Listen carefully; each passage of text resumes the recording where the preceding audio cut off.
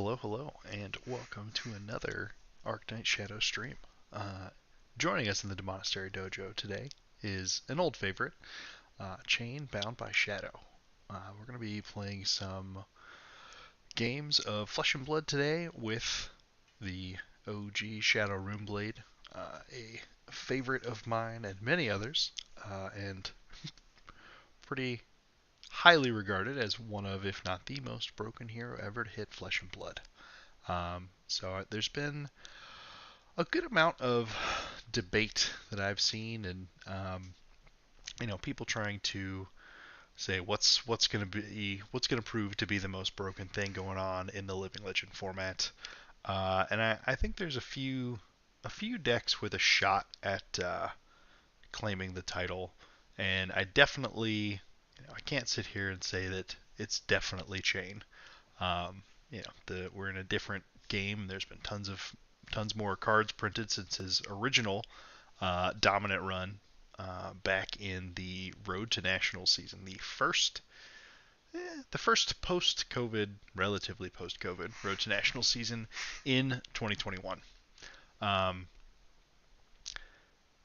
there are more cards. There's Warmonger's Diplomacy, a bunch of stuff that is banned in Classic Constructed or suspended is going to be fair game again. Hypothermia is pretty good at stopping some turns.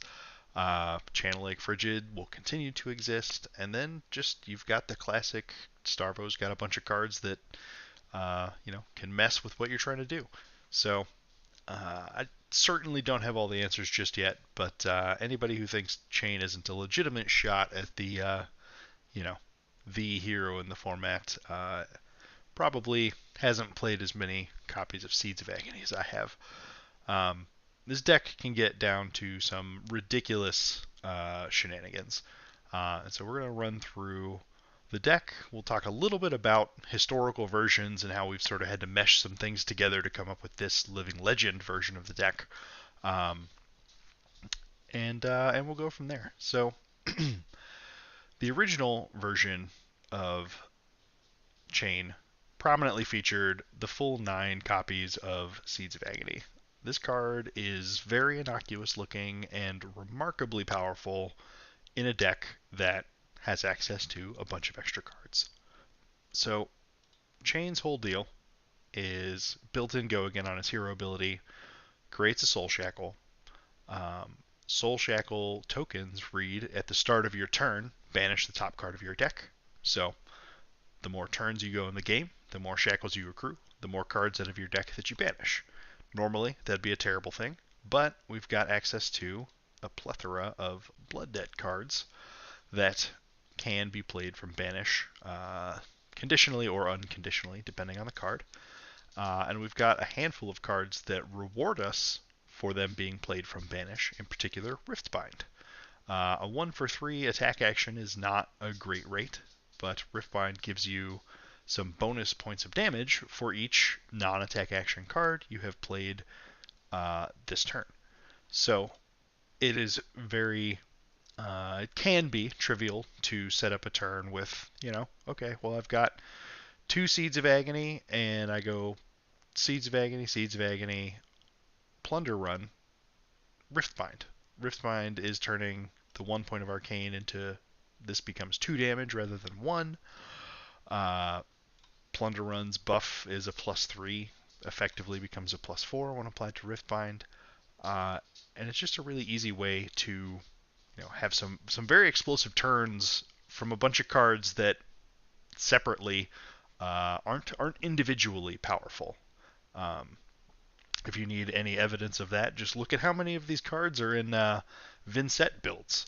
Vincent famously does not have access to any innate card advantage, and borderline has card disadvantage. And outside of Shadow Puppetry and occasionally Shadow Verser, most of these cards aren't in any Vincent decks. So the equipment suite, Chane has access to the original Frigiest Fridge you've ever imagined. Grasp of the Arknight, absolute staple. Battleworn 2 is phenomenal. Resource Sink for Runechant is just icing on the cake. Crown of Providence unbricks a hand, gives us a fridge that can straight up block 10 damage without spending a card from hand. Which, that's going to be something that happens a non-zero amount of the time. I think it depends on the hero. Into Starvo, I think you really want to try and make sure you get 2 full good blocks out of your fridge. You don't want to you don't want to throw 10 defense in front of the first Starvo buffed Spinal Crush that they send your way, because that's not a recipe for sustained defense. Um, Carrion Husk is a card that in Chane is particularly absurd. I think that Leviah and Vincent have proven that it is the hero that is busted and not so much the equipment. As you know, Leviah is able to mitigate the downside by shutting Blood Debt off altogether. Vincent, on the other hand, doesn't have either of those heroes' ability to close out a game, and subsequently does not run Carrion Husk because it just represents way too much life lost over a longer game. But Chane is all about the closing power, all about, oh, well, if I can survive, I'll flip 6 extra cards and 30 you. So it is tailor-made for Chane, and that is going to be our default chest piece for sure. Spellbound Creepers did not originally exist when we had Seeds Chane. So Seeds of Agony and Spellbound Creepers have not been legal with Chane at the same time before. And it's probably for everyone's benefit that is true. Just the easy access to action points that Spellbound Creepers represent are incredibly powerful. Seeds of Agony help you throw a few more points of Arcane along the way to keep them around. So it's very reasonable to get 2, maybe 3 activations out of Spellbound Creepers before they're done. And the fact that Seeds of Agony are playable from your Banish Zone means that if you just have a resource, at any given spare resource, you can turn a Seeds of Agony into an action point with Creepers. And that's going to be a pretty common play pattern that we see. The default weapon that we're going with is Rosetta Thorn. Obviously, the initial Living Legend format means we have Duskblade being fair game as well. But Duskblade is a little slower to get started, and we're walking into a format where potentially Prism is a thing again, and she has access to ALS. Everybody has access to Warmonger's Diplomacy, Hypothermia as well. So there's a much higher percentage or a much higher presence of things that will halt the inevitability of Duskblade, or can make it a lot more difficult to get that full value out of it. So we're going to relegate it to the sideboard for now, because Oldhim is also available in this format, and if you're playing into Oldhim, Duskblade sounds great. Sure, he can try and reset it, but you just start the rebuild as soon as you can.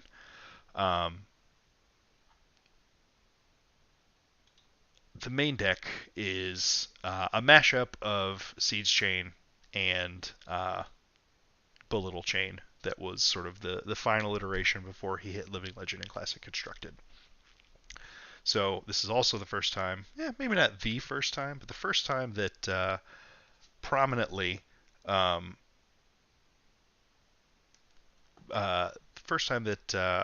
and Seeds are sort of going to get to be prominently featured at the same time.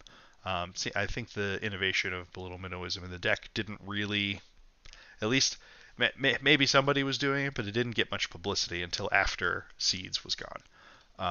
So these cards actually kind of have a little bit of tension with one another too. Previously, maybe you'd be playing just more attack actions in the deck, or Blue Vexing Malice was a card we were playing in Classic Constructed, and that's another 3 cards in the deck that are blue 3 blocks that get revealed to Belittle, which is fantastic. And we used to be on yellow Bounding Demigons because we didn't have I guess better options, right? Like when Seeds of Agony was gone, blue Unhallowed Rites lost a lot of value. So things have shifted a bit, and there is some deck building tension because every Seeds of Agony you're playing, isn't an attack that you can reveal to Belittle. and the belittle minnowism stuff doesn't really. They're we're going to see where the needle needs to land between those two cards, because they definitely you know compete for some amount of space. I've had iterations of this deck in my mind where maybe there's a world where we move past belittle minnowism in Chane. We've got some crazy powerful stuff. We could have a really high blood debt percentage, but that's not where I'm interested in starting. And I think especially initially when the format launches, I think it's all going to be about going fast. You're going to be playing Chane. You're going to have to be trying to race into Starvo, who's going to be fusing and dominating and trying to disrupt. You're going to be faced with Stubby's Phi, who is just capable of outputting absurd quantities of damage. So I think at least to start off, Belittle definitely sticks around, and I imagine in the long run that this the at least the idea behind this core of cards stays fairly consistent, right? Maybe at some point we go down to fewer belittles and up on Seeds of Agony or vice versa, but that's why we're going to play some games and we're going to find out. Um, all the usual suspects in here. Art of War is a really bonkers powerful card. It effectively is a +2 cards plus another effect for us. Soul Reaping continues to be just the single best attack that Shadow Runeblade has access to. Our blue suite is some role players, some go again things, and then blue shrill is sort of just the best pound for pound blue attack we have access to. On a let's say you have to block with 2 cards and you're left with a pair of blues and they're both shrills. Your fail state rate for a turn there is shackle shrill for 5 with go again into Rosetta Thorn for 2, which is it's not the best, but it's perfectly serviceable and a very real amount of damage when things grind down to it. The other addition from original Seeds Chane builds that we get access to now that we're back in the Living Legend format is Plunder Run. This card is also quite absurd. It is +3 damage, threat of card draw, and this card in Arsenal is a really awesome Spellbound Creeper's trick. Plus an action point.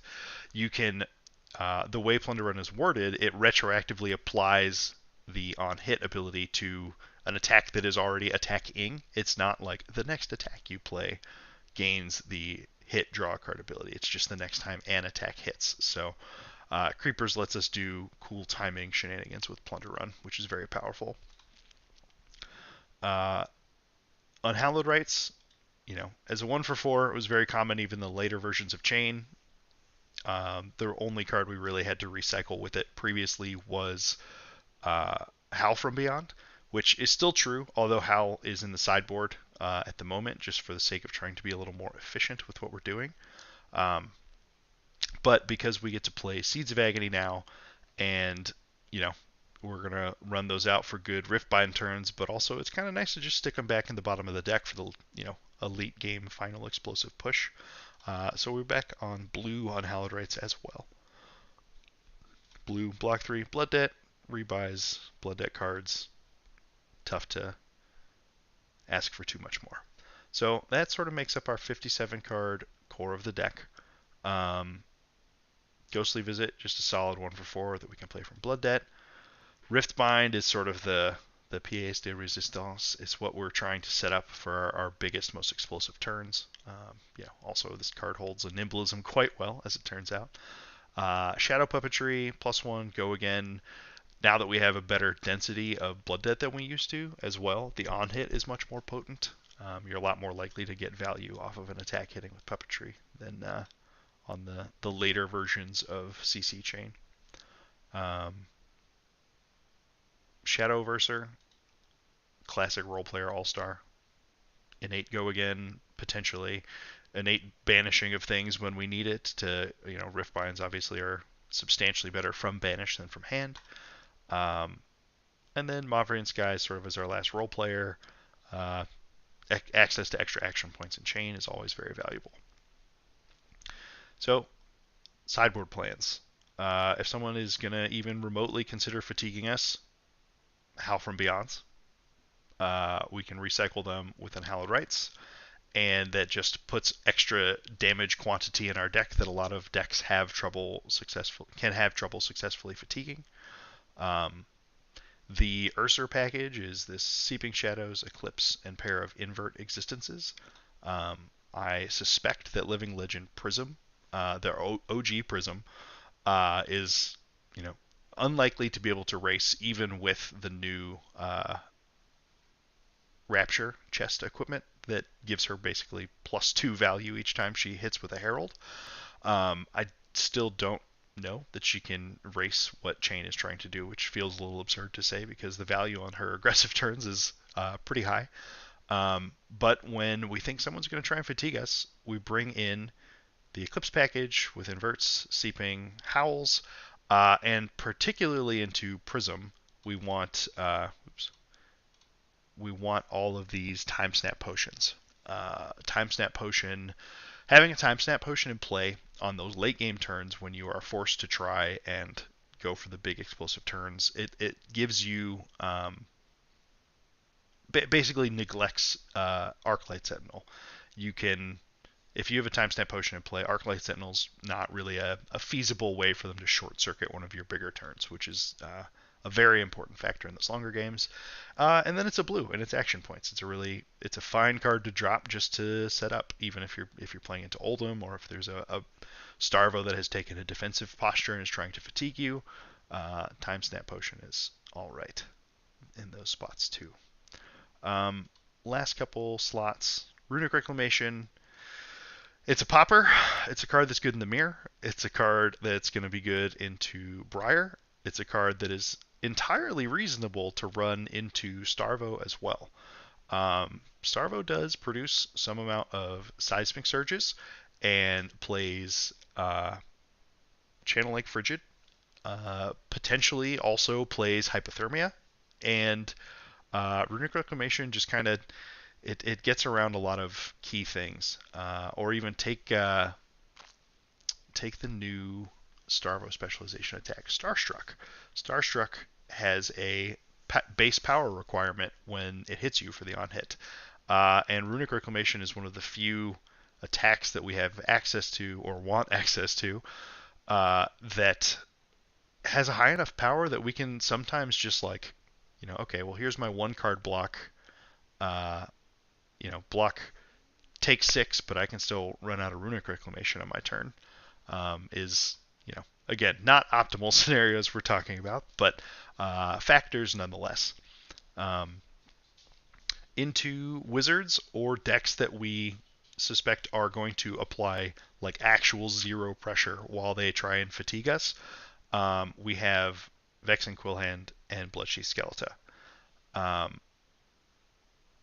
Ebb and Fold as well. They sort of, it depends. It'll depend how the meta shakes out, how you decide to prioritize these equipment. But Ebb and Fold is good for, if you know you're facing a dedicated fatigue opponent, you can, if you come across your one-of copy of Eclipse in your hand, you can use Ebb and Fold to stash the Eclipse in Banish so that it's there as soon as you're ready to Urser. It's also, Spellvoid 2. Icelander is a deck that exists in this format, and technically Kano as well. And with Ebb and Fold on the field, it makes it a lot tougher for Kano for sure. And if there's an Icelander, AB1 Spellvoid 2 is an easy way to, when there's a key Aether Iceman you need to stop, Ebb and Fold is an important part of that. But it's definitely more for fully dedicated fatigue matchups. Duskblade as well. If the game is going to go on longer and maybe you're shackling a little less, not necessarily, you'll still be shackling plenty, but it's reasonable if you're on the Duskblade plan, if you can apply pressure with a turn that's like Belittle, Go Again, Minnowism on a Shadow of Urser into Duskblade. You can do that sequence without using a Soul Shackle, which just lets you keep a few more cards in deck and extend the game. Gives Duskblade more chances to get huge and end the game of its own accord. Bloodshea Skeleton is the last one that basically is part of the. Uh, I either know that they are on full dedicated fatigue, or this is what we run into wizards as well. Because with wizards, our plan is really just get them dead. Um, and Vex and Quillhand popping for 2 rune chance, with Bloodsheath Skeleton breaking to discount things. This is an onboard 4 resources that we just have access to, which is a very powerful feature when we're trying to just run down wizards in those matchups. Um, Last but not least, there was 1 extra slot in the deck. It is purely speculative and just something that I've always thought would be very cool in Chane. Cryptic Crossing is a pet card of mine. Obviously, the base rate of pitching 2 cards for your 3 for 6 isn't great, but Chane has access to a few things that can potentially make this card um, look a lot more powerful. Uh, Firstly, you can just use Chane to give it go again. You can just start your turn. If you already knew you were going to pitch 2 cards for the turn, you can just start your turn with Shackle, Cryptic Crossing with the, its on hit ability active, and you have a few options from there, right? Like if you have Artivore, you can use Artivore to pump 1 over the top to make it hit, which is super powerful. Um, Shadow Puppetry as a buff ahead of time. The problem with Cryptic Crossing and regular Classic Constructed is there's not a lot of, there's not a nimbleism that applies to this that's actually always 0. And Chane actually gets access to a few ways to really augment this that don't make it more difficult to pay for its cost and get the the good version of Cryptic Crossing coming at your opponent. Shadow Puppetry as well, +1 and go again into a Cryptic Crossing. That's really scary for opponents, and it's a card that could potentially.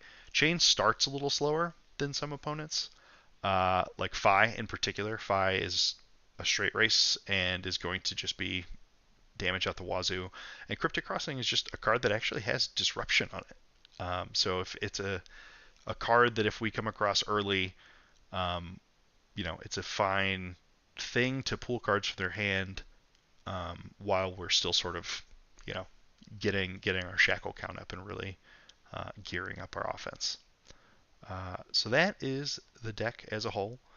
Um, I think it's a pretty nothing in here to will surprise many Chane aficionados, save for maybe the Cryptic Crossing.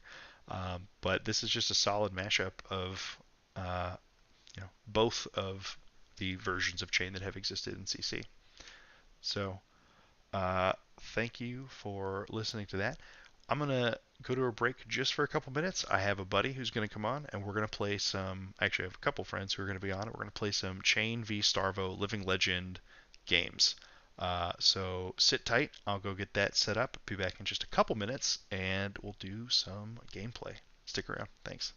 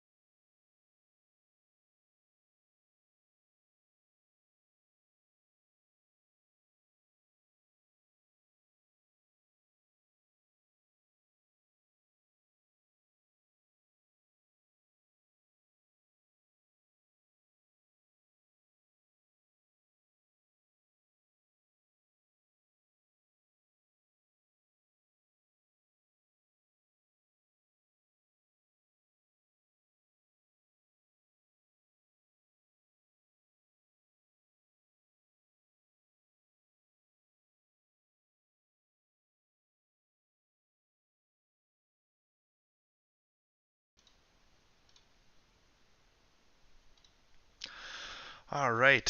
Hello, hello, and welcome back. I'm here with Colin, aka Cogwheel. He's going to help me uh, play some LL games with Chane here. Um, so, sideboard plan into Starvo. We want all of the armor, and we are racing. If things are going according to plan for us, Duskblade won't outpace what Rosetta Thorn is going to offer us.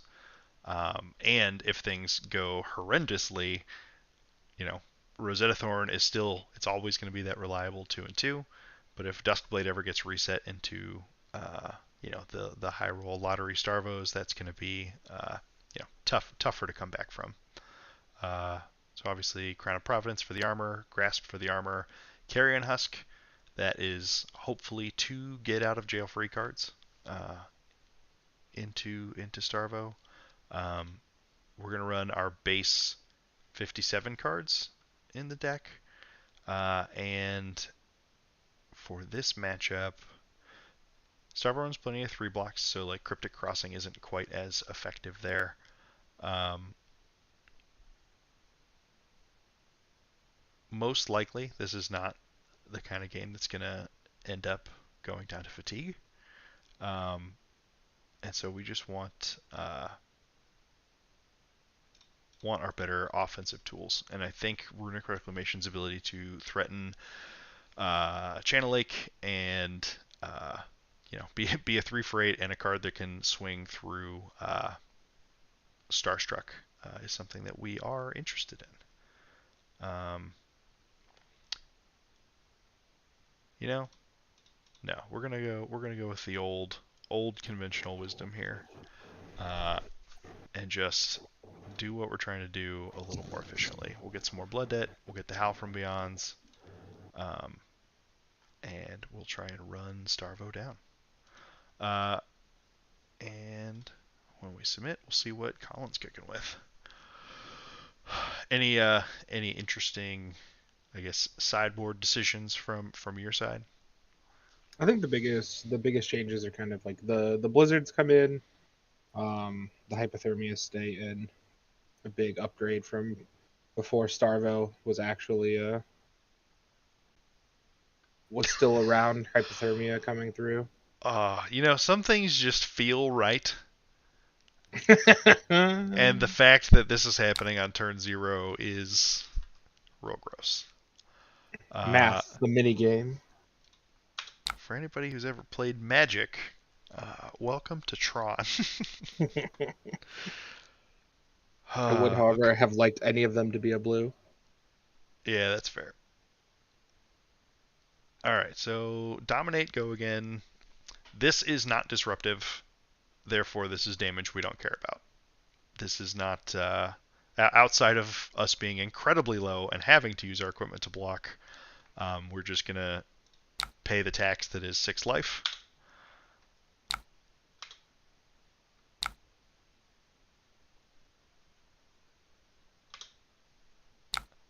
Take my own chance to mulligan. Yeah, and that's a very a very good point that you just made because I also would like to mulligan some cards from this hand. Um, so we're fine giving a blue Minnowism here. We've got 3 in the deck, and it's so that they can be expendable or have 1 or maybe even 2 banished, and us not be shit out of luck with our belittles. I think when we want to be aggressive, yeah, I think we'll just give both of the Minnowisms and keep this other blue in hand. Gives us the best chance of a functional first hand.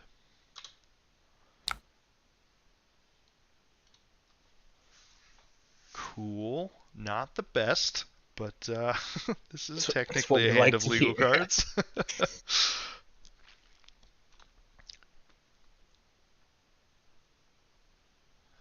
I Okay. guess talking about sideboard decisions, I decided of the Null Rune Boots over the Arcane Lantern. Stalagmite probably just getting infinite more value than Arcane Lantern ever will. Yeah, I agree with that decision, and I think it is correct. Stalagmite is very often blocks 11 damage in a given matchup, 3 from its actual temper defense value, but usually you sit on Stalagmite either until your hand is completely forced or until all my cards are on the table and you know that that Frostbite is going to prevent a Rosetta Thorn swing. The original Scowling Flashbag. Yeah.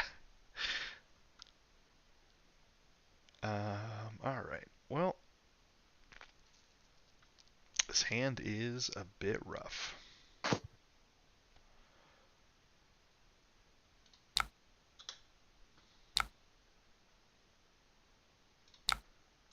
So we'll play the Minnowism.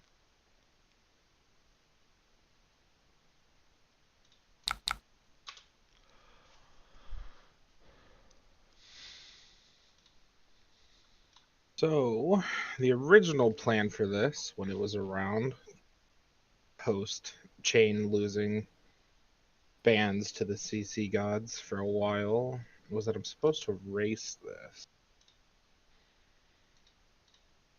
Following up the Rosetta, probably 8 damage. I think I have to gamble on what I'm doing. I'll have time for armor, so I don't think I'm blocking this.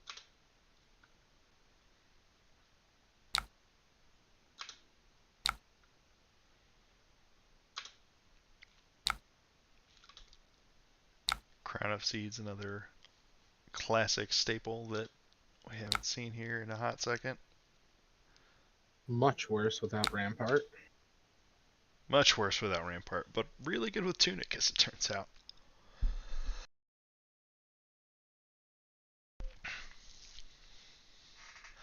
Yeah, so our opening salvo was not great, but it gets us set up, and we got to start with tempo this game. So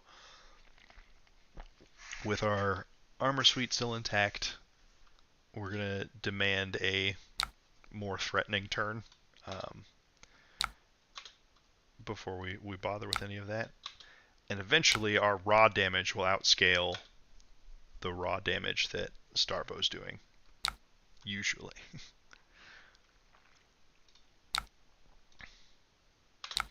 Okay, so this is fantastic from our perspective. All that's happening is the Frosty 4 of Winter's Wail. Winter's Wail, it's been a minute. If an ice card is pitched to pay for Winter's Wail, specifically to pay for it, it is 4 damage and creates a frostbite if it hits. That is not the kind of thing that we care to block, given the way our hand resources are currently comprised. So we will take 4, get a frostbite, and move on with our lives.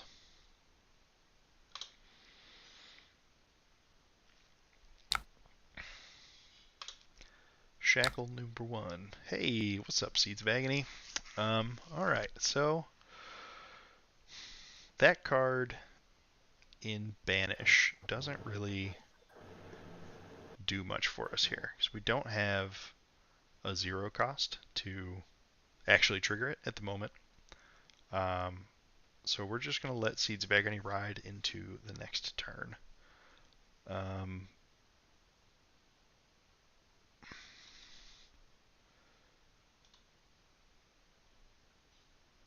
So this hand is fine, but it's a little awkward that we only have one attack going on right now.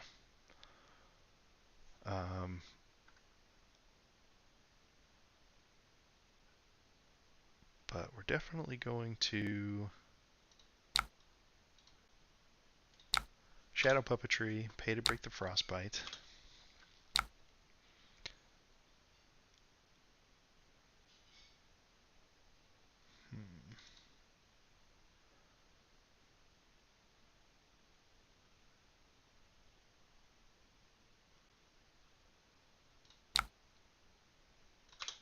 And we will Unhallowed Rites here. 5 with Go again.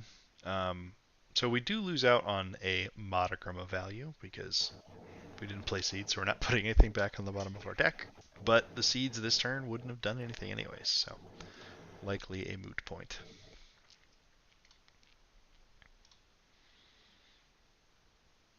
And the presence of cards like Seeds of Agony and a few other old favorites being in the deck means that our blood density is it's pretty close to 50-50, a little higher than 50-50, whereas it was always a little bit on the other side of that 50% chance in ye olden days.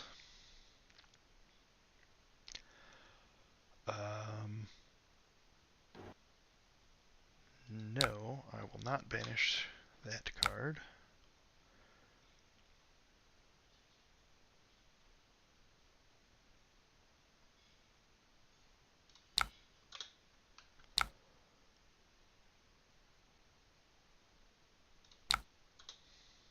Shackle number 2. Rosetta Thorn with Go Again for 2 and 2.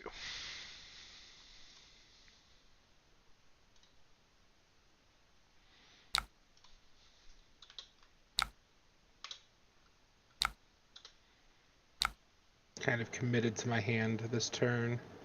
Don't really want to give up the rune chance that are going to... Oh. Awkward. There we go. Oh, hey, a hypothermia. That's disturbing. Oh, okay. Yeah. Welcome to the Thunderdome. Alright, it's really important to note the pitch here. Because Colin has pitched the hypothermia, that means that's not going to be the follow-up. So I don't have to... Well, I suppose there's a world where the card in his arsenal is also hypothermia. But outside of that, we don't have to worry about that type of disruption on our next turn. Starstruck coming in for 12. Crush effect is when this deals 4 or more damage. The only attacks they may play or activate are ones with base higher than the damage dealt this way. So this is going to get some stuff. Unsurprising to many. So to hit a requisite blocking amount, I think this is gonna get our husk, and we're gonna give Ghostly Visit. This has us taking 3 damage, no crush effect, and we get to take our turn as normal.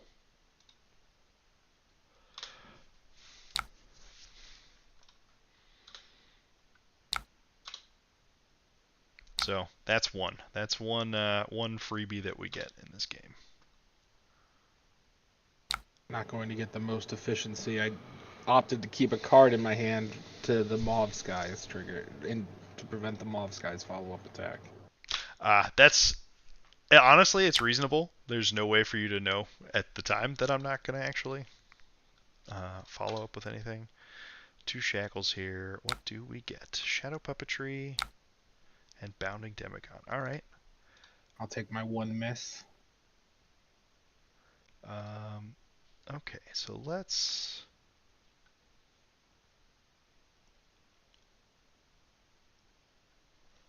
see.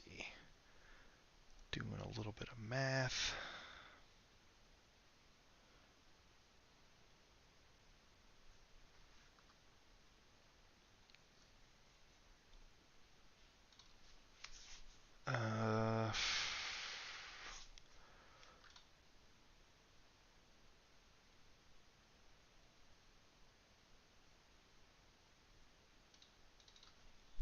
I have a weird. No, I think I know the choice.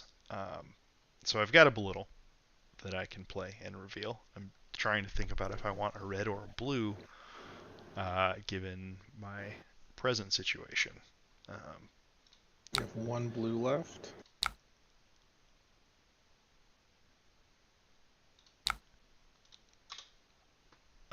Yes, there should be 1 blue left in the deck. And it is the one that I will get. My debate was, okay, well, if I grab a red, obviously that's just some more damage on this turn. But between the fact that obviously I have Shadowverser pitched, Colin now realizes that my last card in hand is a red. There's a world where either 2 blocks from Stalagmite or, I know Blizzard is a card that Starvo can play as well, that can be very potent. Um, oh crap! Yeah, I'm sorry, I didn't mean to click through that. Um, yeah. If you get the red this turn, pitch I get reveal. my first block with Stalagmite. Yeah, so the Minnowism is just a necessary evil to play around the ice effects. Um, okay, defense step, we're good. Um,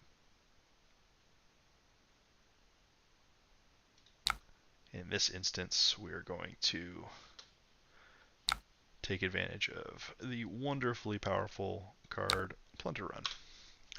Out of arsenal at instant speed. So this is going to be 3 damage, an extra action point, and a card draw when this belittle hits. So this doesn't give it the buff.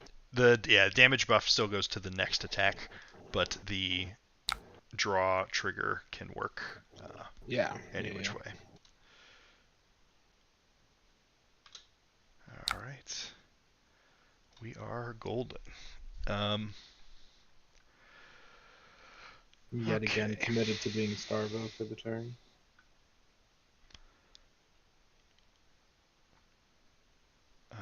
So we've got 2 action points.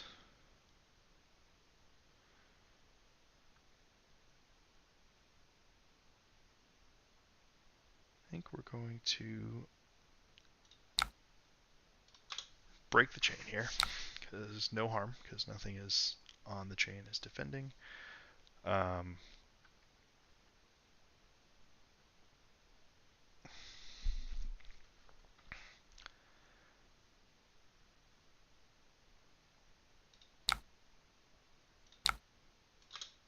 we're going to pitch to grasp to make a rune chant, just to get some value out of those resources. Um,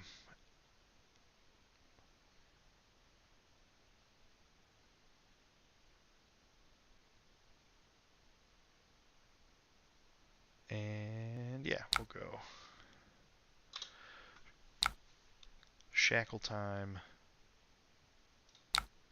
We'll send 1 and 6 with Go again here. Just vanilla damage since we've already drawn our card from the Plunder Run.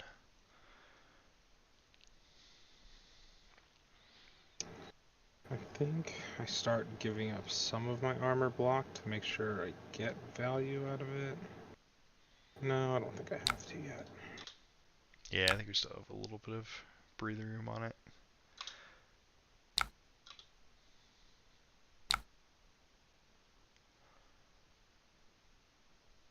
Belittle doing the most work to invalidate Frostbites.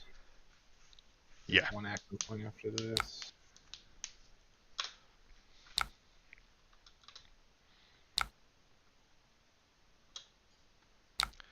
Resolution step, and then we'll throw 2 more.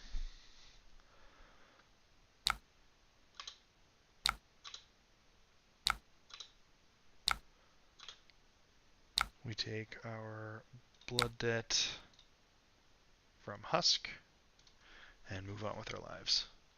All right. I'm just committed to The being doctor is Starvo. in.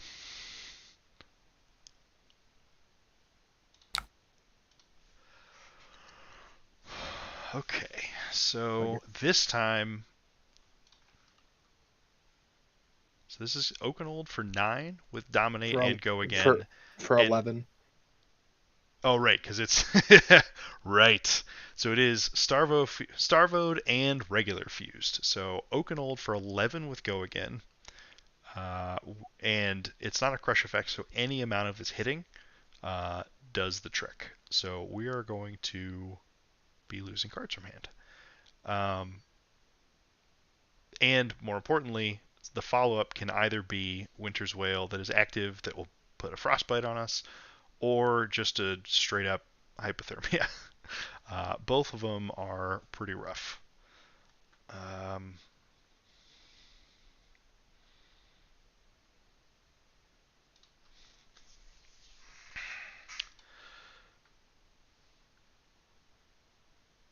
I think in this moment I'm okay resigning myself to just knowing that this next turn cycle is just going to be rough. Um,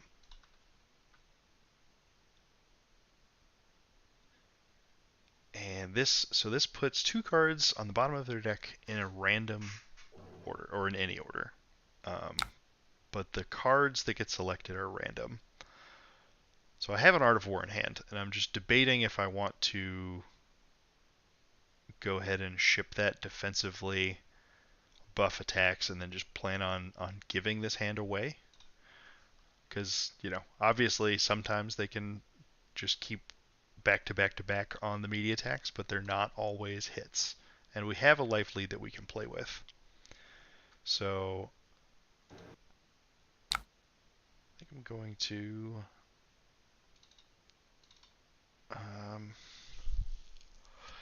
yeah, we're going to buff attacks this turn and banish draw 2.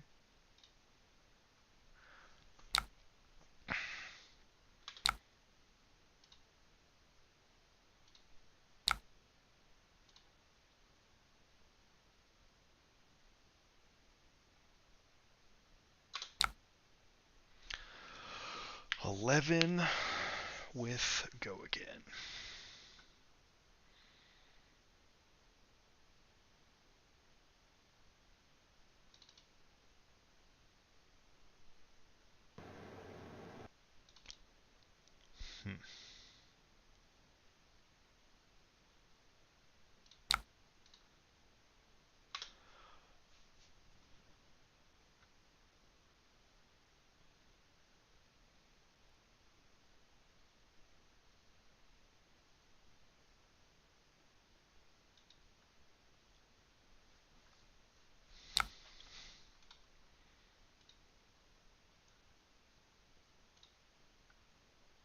Hmm. Actually, sorry. I am. Damn it. I don't mean to go past that. If I'm resigning myself to this play, I should just block with Spellbound Creepers as well. So,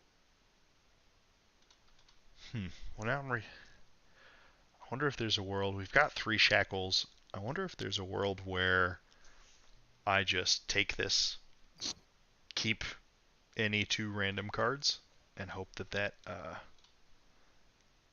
can still present a respectable amount of offense.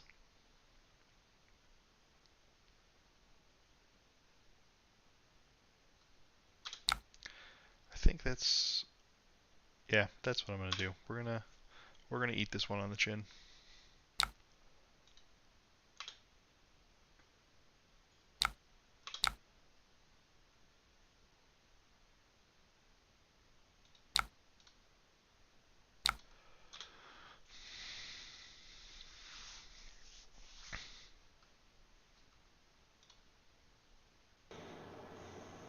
So with no information, but you're being committed to trying to take damage to keep cards, I think I'm more invested in the Winter's Whale Disruption, because if you're on just reds, I really need the damage here.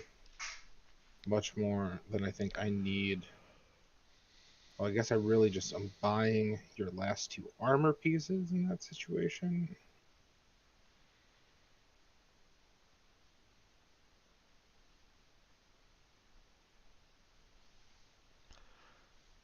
In that situation, I'm just buying your last 2 armor pieces for a Winter's Will, probably.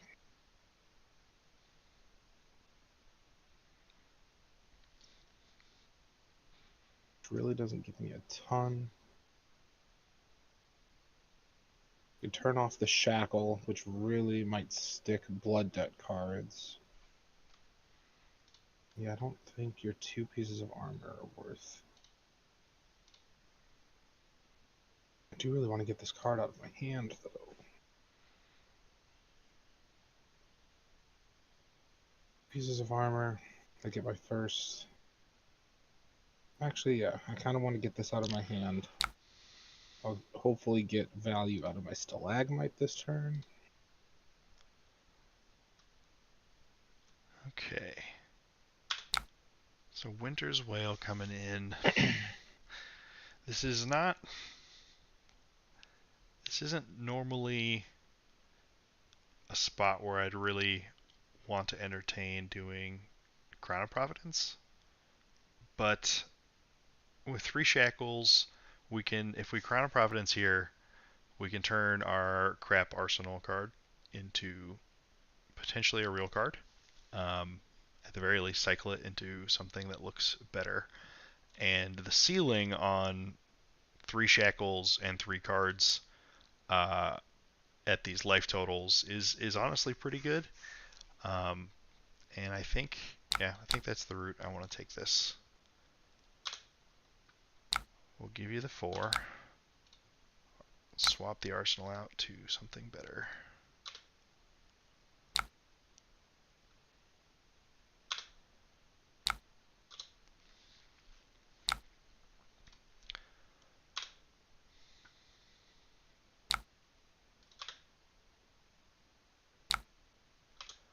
Plunder Run, Invert Existence, Belittle.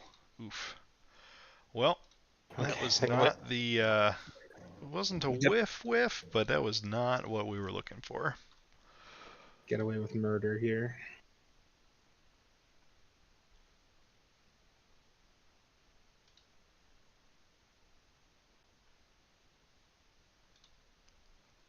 Brutal. And while I'm sure it was purposeful in deck construction, currently not a non-attack in Colin's graveyard.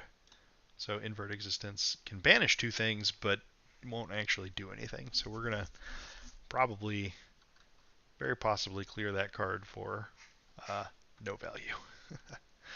Not playing Hypothermia coming in hot. All right.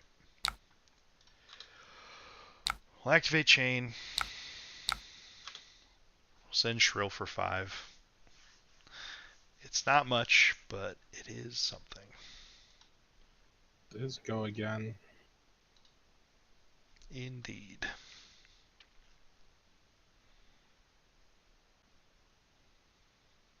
The 10. I think I'm going to use the biggest cheat code that's ever existed. I don't really care. Make sure I get my Crater Fist value. Yeah, I'm always going to get my Crater Fist value.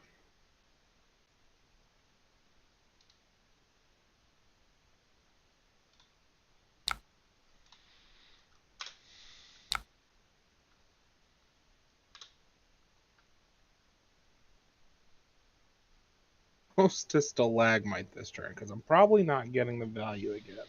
Sorry, I gotta think about this. All good. All right. Stalagmite essentially blocks.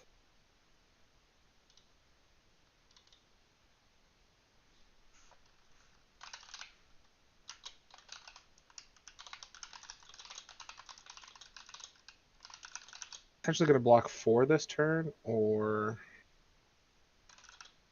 no Arsenal card, which I think the Arsenal card's worth more because the 2 and 2 is not on. So I think I'm just going to take my 4 block from my Stalagmite.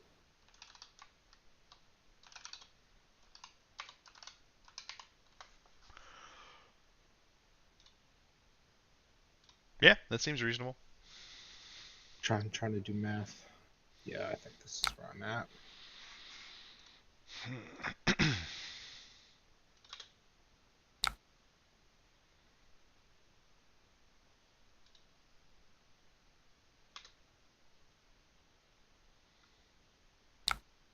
The defense step. Damage resolving. Resolution.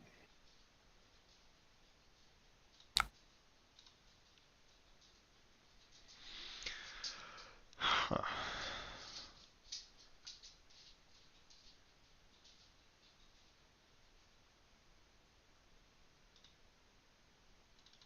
Frostbite makes this tough.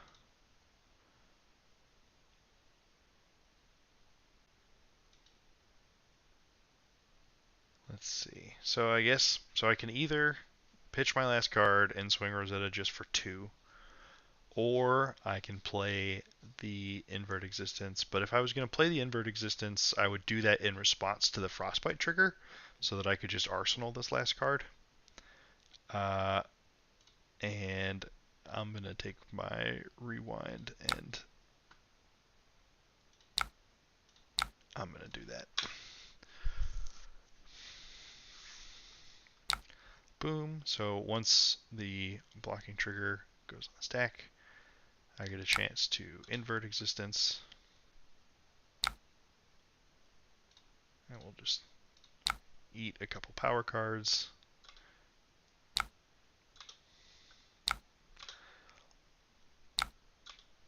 More an act of self-preservation. Close. We can't push Arcane. We can't swing Rosetta with this hand. So unfortunately, we just pass. Riftbind down and Creepers down. I get to play the cheat code of all cheat codes. Oh, that's a fun one. Needed to take damage this turn. Needed to take damage this turn so I could go get my Crippling Crush for free. Oh dear. I think it's always Crippling Crush. There's just no reason it's not. Yeah, I'm with you on that. Not getting go again this turn hurts. You'll have to settle for the 1 card 11 with an on hit.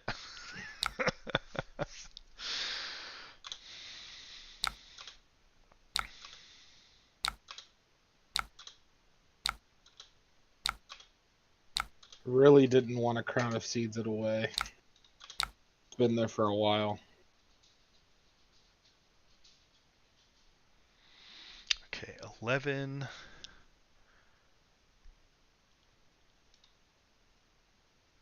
But I think I'm going to take my 2 to 3 cards here.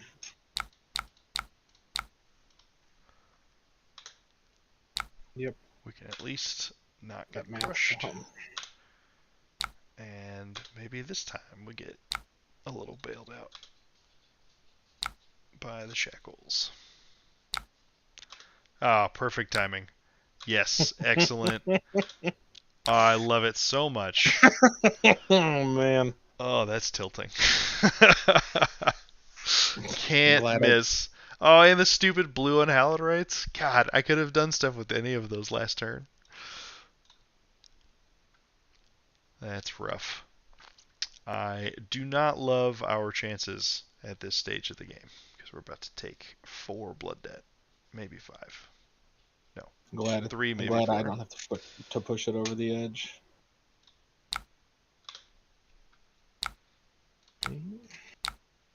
See? Well.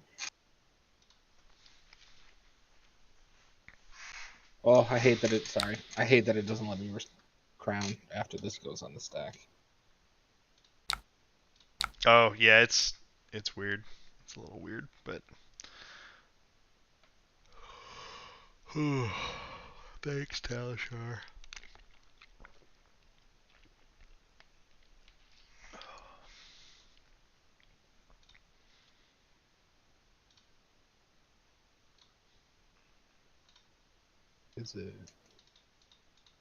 Is it your instant window that it's? Oh, sorry. About? Yes. Okay. I was like, did I miss my instant window? Always shipping this one away.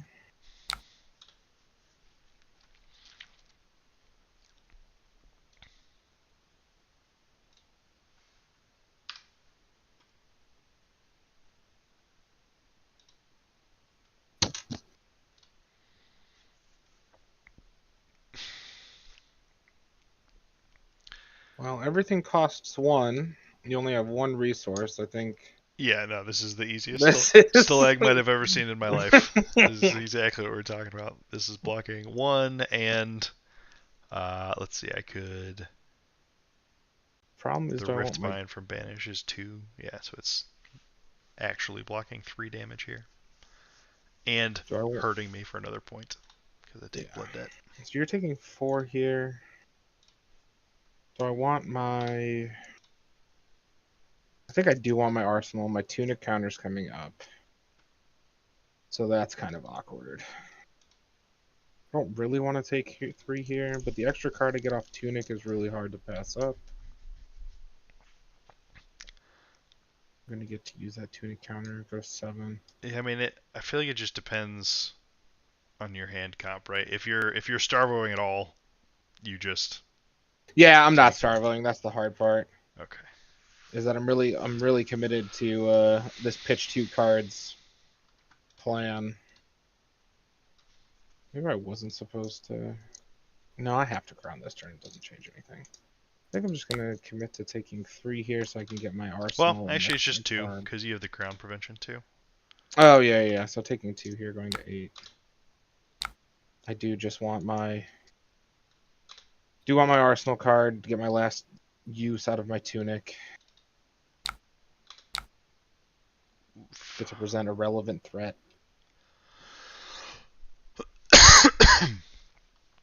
Okay, well.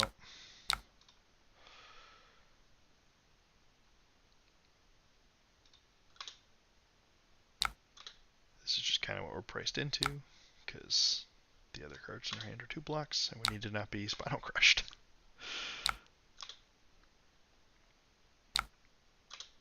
Alright, 5 shackles. Oh no, stop hitting. Are you kidding me? We like couldn't hit anything, and then like 4 and Never 5 missing ever. could not miss. Jeez. Okay. So the biggest issue here is that since we're down Spellbound Creepers, we're very unlikely to have the required amount of resource points and go again to not just die anyways. Yeah, I hit 1, 2, 3. So I hit 4 out of 4 and then 4 out of 5. Jeez. Okay, so what are our options?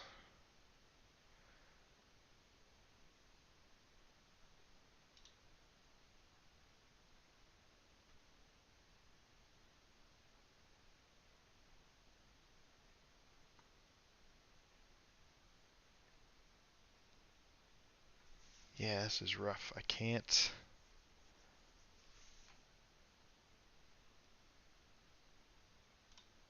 Yeah, my one extra go again is also the lone blue in my hand. So this is should be a pretty locked in dub. Yeah, essentially I'm waiting to see what you pitch on whether or not I'm on try to kill you next turn or if I'm on Block out and you die to block yourself. out and you yeah. Just depends on what you pitch. Yeah, 8 blood debt. Oof. Yeah, I needed like one more card or the card in my arsenal to not be a red rift bind. Oh, Riftbind. Yeah. Well, Howl.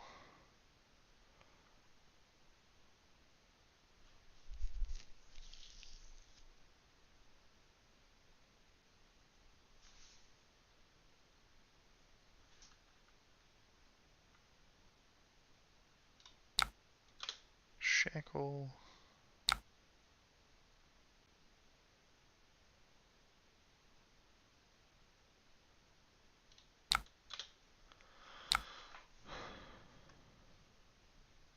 So this has go again.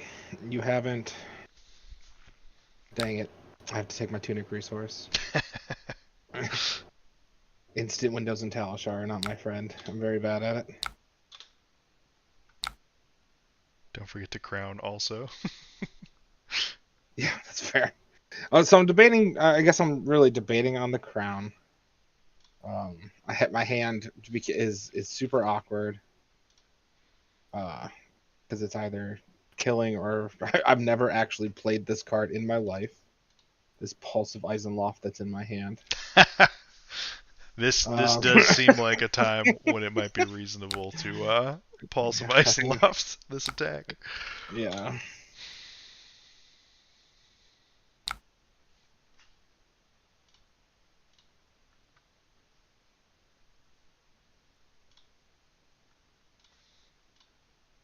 Yeah, so I'm blocking with this. I'm also going to block. I don't think there's a remotely a way that you get to play 3 cards out of your banish. So I'm going to take my value out of my Pulse of Eisenloft.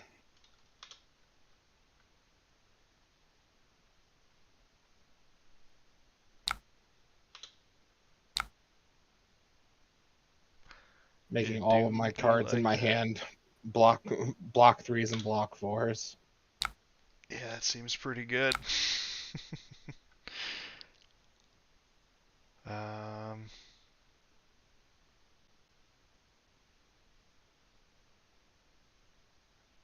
Yeah, bummer. We're just doomed. This is the easiest block Colin has ever seen. Well, I will take my free block 4. Turns out Pulse of Ice and Left. Pretty good, like, playable card, even yeah, if 2 you for 6 don't care about its text. Not bad. Alrighty. And that's going to do it for game 1. Yeah, and I was trying to figure out a way to keep an attack in case there was some crazy way.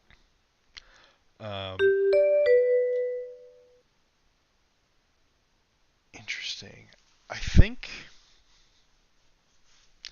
I don't hate the idea of going first into Starvo, and also just for science, I'll go first this time. Sideboard wise, I think the invert existences were probably just a little foolish.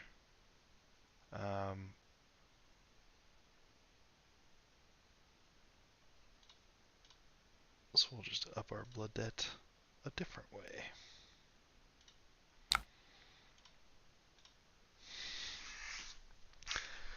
Alright.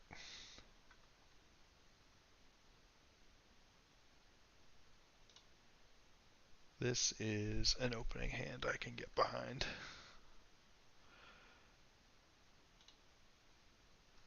Or maybe not, actually. It's a little clunky.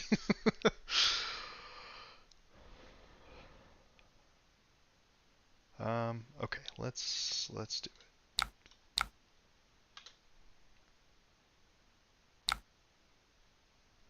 Oh, interesting. Rampart this time? Was that an accident or on purpose? It was an accident, but here we are. That's fair. Hey, look, Pat Eschke ran Rampart and tried to fatigue Chanes, so it's a legitimate strategy. The deck is just on infinite 2 blocks, and it's fatiguing off of infinite 2 blocks seems like a crazy proposition. Hang on, I already just I'm just gonna Shackle fast.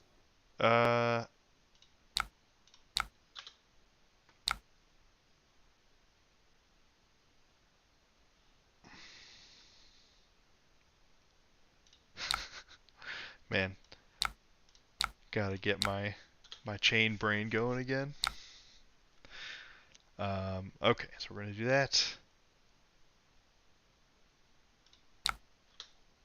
We're gonna make a shackle, and we are going to pass the turn. Well, I don't think attacking for 6 from my hand matters. So I think I'm just going to take the opportunity where I get to play this card out finally.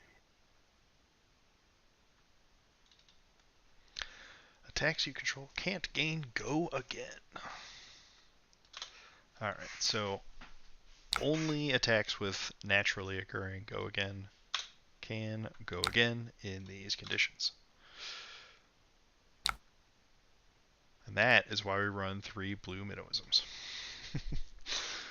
Okay, so Belittle's just like absolutely the worst possible thing to happen to me this turn. Yeah, that would be very good, and I absolutely wish that was what I was doing. Um, but we still have a fine-looking turn.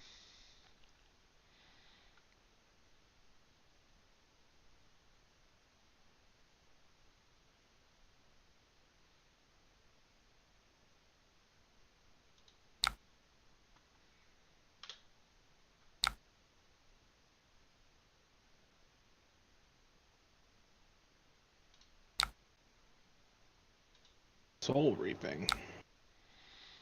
Yeah, boy. Well, I guess I should, since I'm doing this whole thing this turn. Was it gonna let me?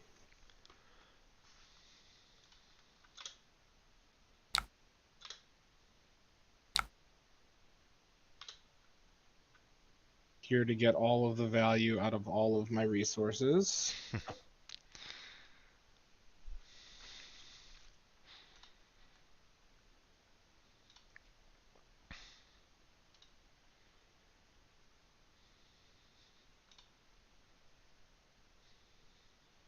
So one prevention takes 7 here. Do kind of need to come up with something to go back at you. Definitely not nearly as disruptive as the first game.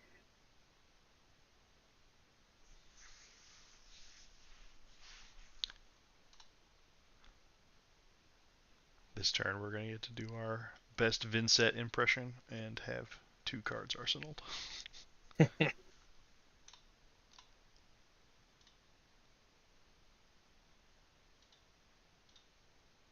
Reveal, reveal.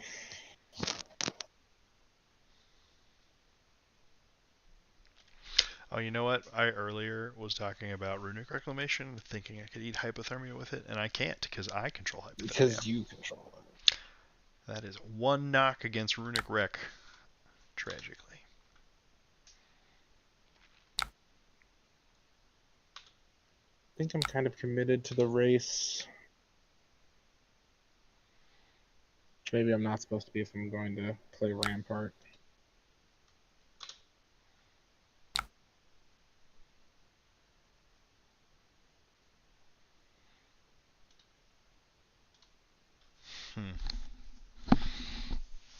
I'm a little torn because I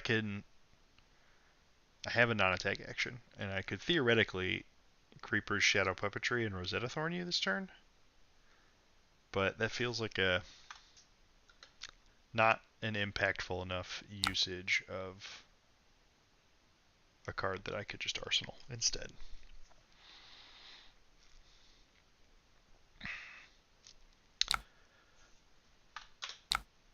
Alright, 8. 8 is just 8. And I think 8 we're just okay with taking. Our hand is quite solid, and we already have a Howl from Beyond that we can play. Yeah, so we'll take it. We'll see what our shackles give us.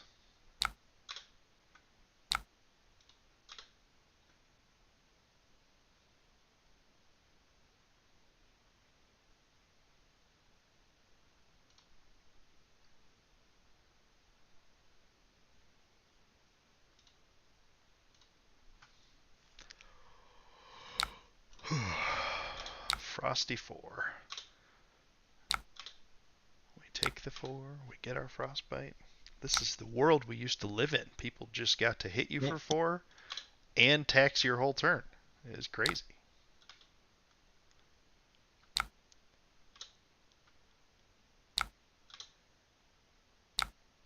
Naturally, Art of War. Okay. So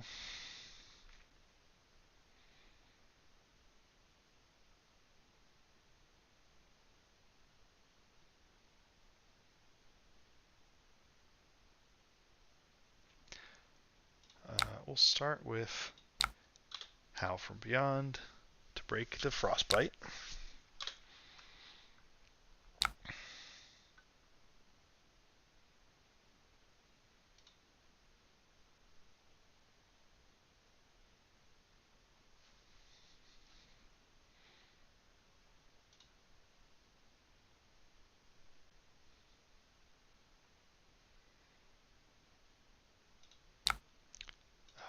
we have Shadowverser, Banish Bounding Demagon.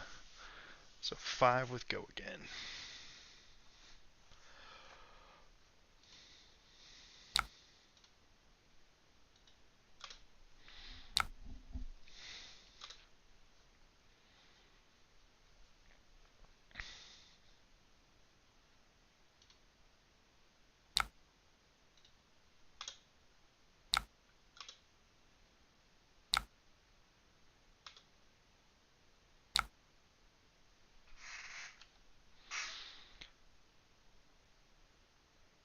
Okay, hit for 4. Did you... Oh, never mind. Okay. I have figured it out, chat. I was like, oh, strange. No rampart? That seems so odd and peculiar, and nope, just means we're getting awakened.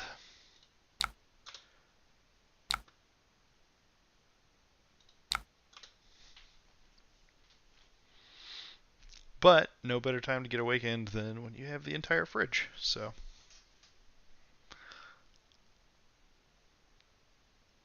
let's make this awakening hurt. Man.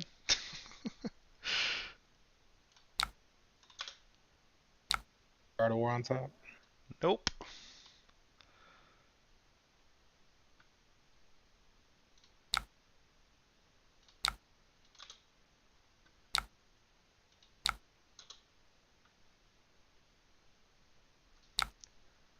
Still working on getting our shackles going. No. I was like, this changes everything. Not having 2 floating, my only weakness. That's pretty funny.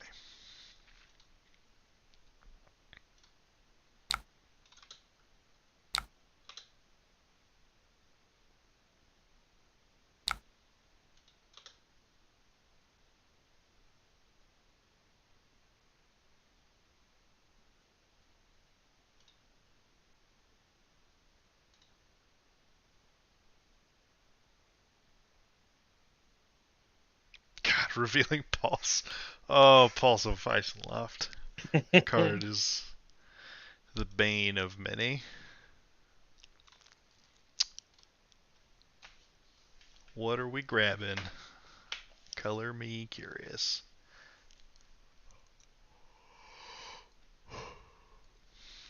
Actually, I guess with my gut says you go Oaken Old here when you have the Pulse. Because that would be 11. That would get... I have to have the lightning card. Right, but you can... No, you can... Even if you don't have the lightning card, you can just regular fuse it. Yeah, which is only 9. True. But I mean, it is guaranteed to get Husk. Yeah, I think I get Husk no matter what this turn. It's whether or not I want to try and buy your Crown of Providence as well. And your glove. So I'm getting 2 pieces of your armor this turn. I think, no matter what. But I think I can get all 3.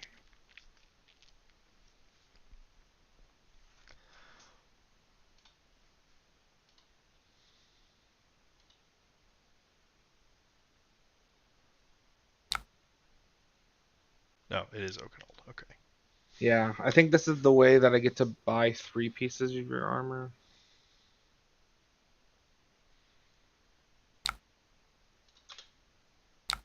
You could have had more seismic surges. What are you doing? Oh yeah, if I took that.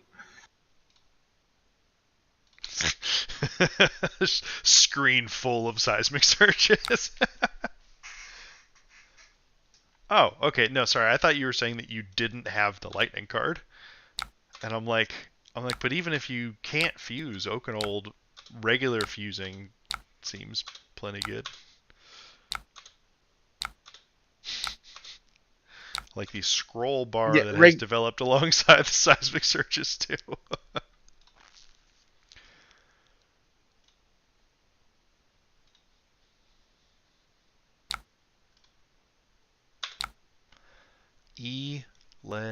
spin.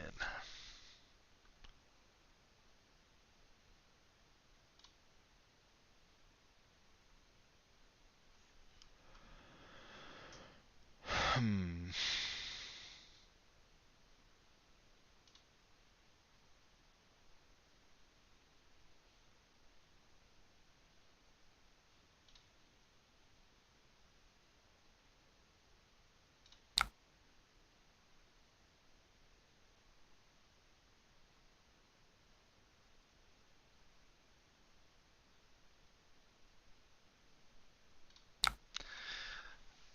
Ugh, this hand is rough. I gotta say, Seeds of Agony has not been the impressive monstrosity that I remember. which is crazy. Yeah, obviously. Tiny There's sample also size so far, but in this also moment, them not being 3 blocks is real painful. yeah, also not really the matchup for it. Yeah, Also true. playing it from hand feels awful. So, do I just let you take 2 cards? No, because there's no, that's bad. But like this, I feel like this hand is almost just not good enough to warrant giving equipment to Armor, this. yeah.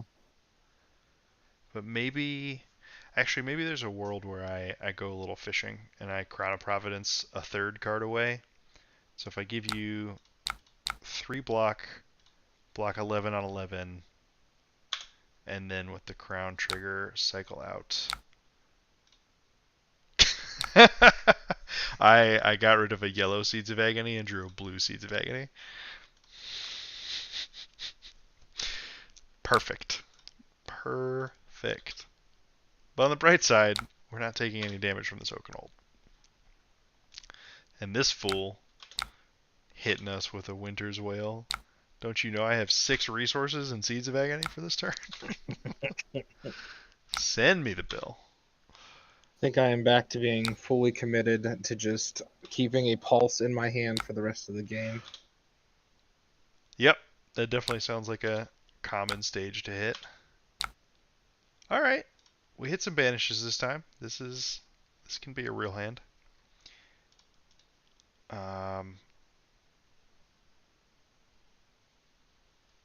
we have Seeping Shadows, Shadowverser, Bounding Demagon.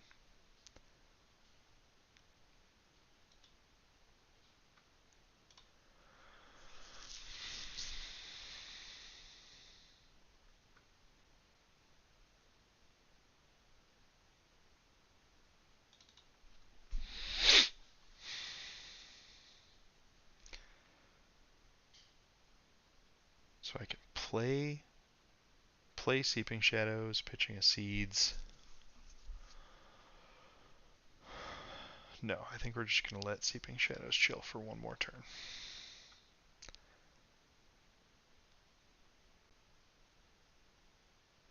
Oh, right, and I have a Frostbite. That's math. That's how math works. Actually, that's fine then, so I can just shackle for the Shadow.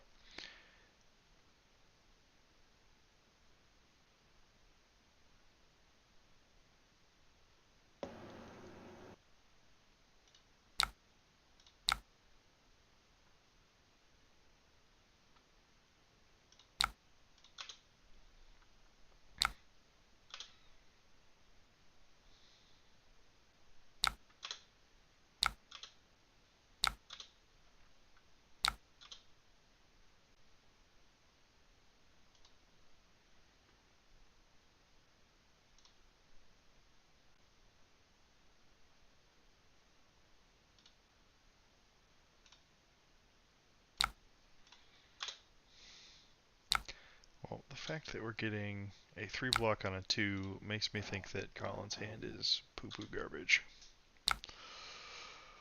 I was living on a hope and a dream to find anything, and it didn't seem to come true.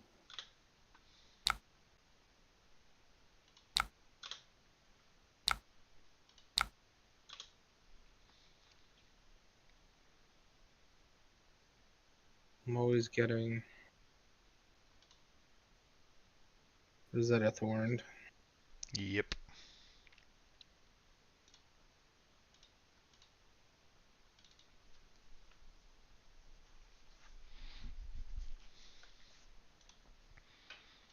Now I guess I get to play a game called what? So let's go again. You've already shackled, so it's just Rosetta Thorn next to you have an arsenal card. I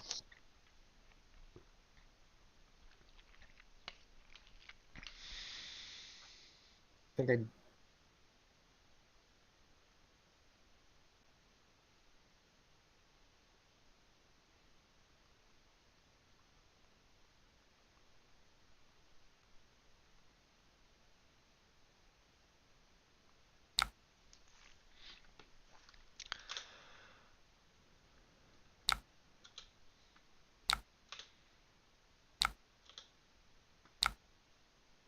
forgot you could swing hammer without an ice card. Yeah, it turns out it can just be also strictly better Titan's Fist. No, no, it is Titan's Fist, right? Yeah, Titans. Well, strictly better because you don't have to meet any requirements for it. Yeah, always a 4. But I guess I Always, am. always. I can also just get rid of this pulse.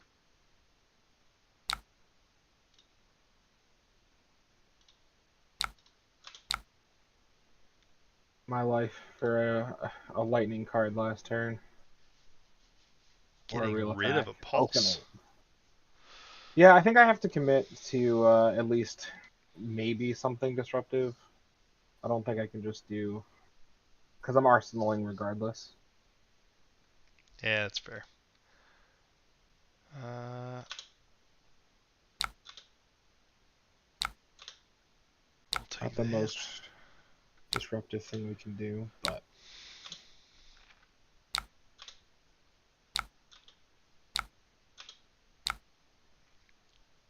We are on the board. there are real cards in the Spanish zone.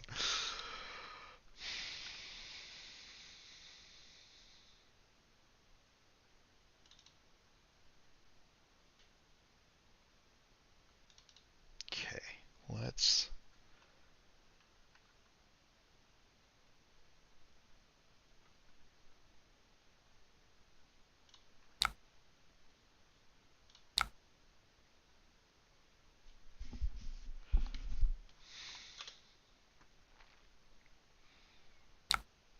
Let's break our frostbite.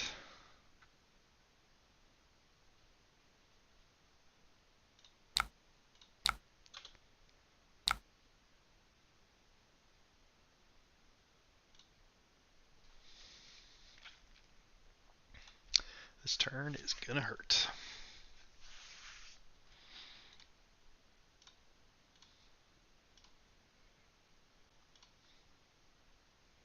oh, my bad.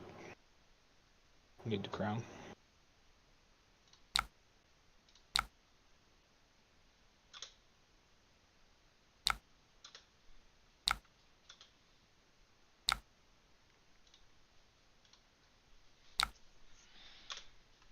See if we can get some rampart value. Living on a hope and a dream that you'll break the chain for me. Not gonna get your wish this time around.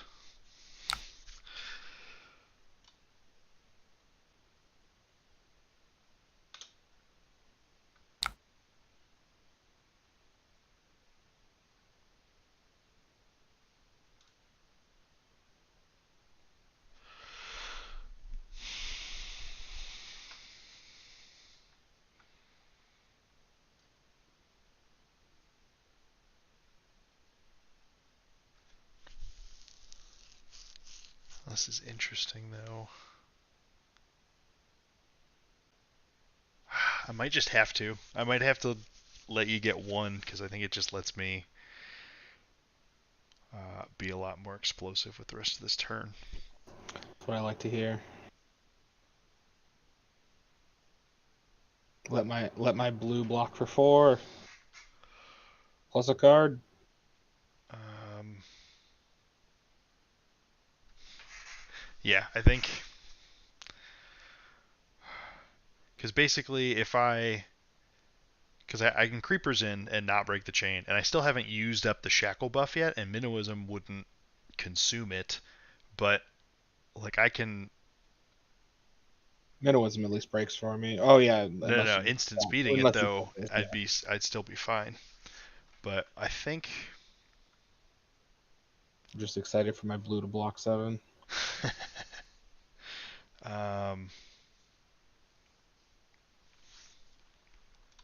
I think the only way I'm winning is to click this claim victory button.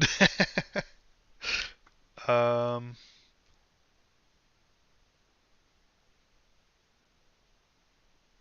I could also just throw Riftbind, use up the shackle buff. Or sorry, throw Ghostly Visit, consume the shackle buff, and then I have 4 resources left to.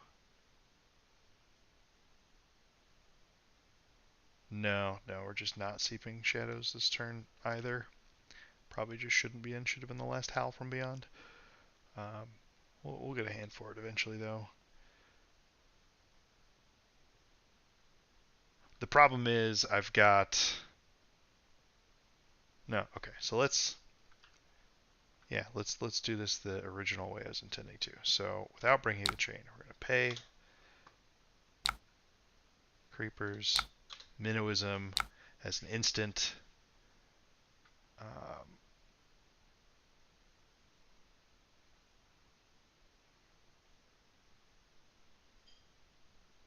so we have 2 action points and a go again. So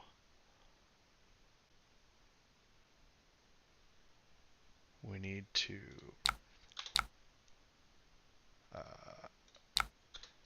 Riftbind.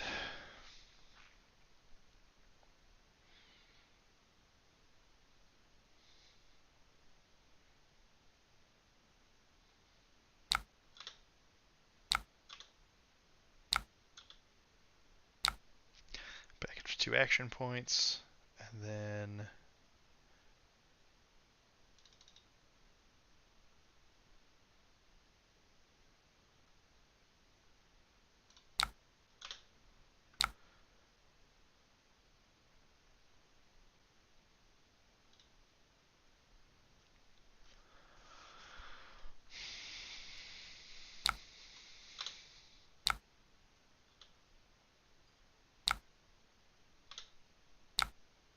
another 4, and then we've got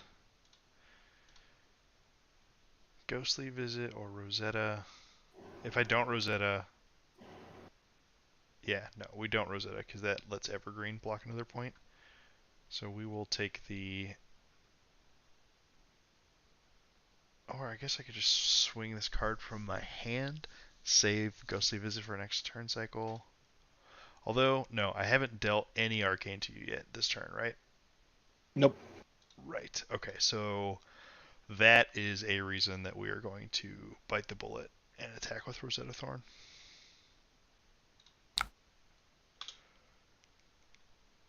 Because our next turn looks so good with Creepers still around.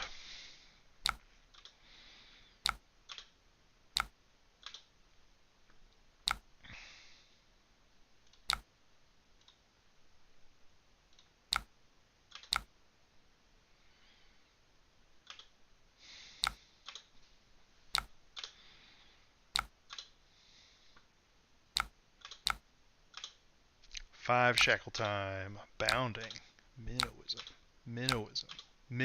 Oh my God, is that all the The blues? blue Minnowisms are gone. I've played I've played 3. I have banished 3. That is why you run 3. Because if there was only 2, I'd be like, this is why I should be running 3. So, um, okay, well,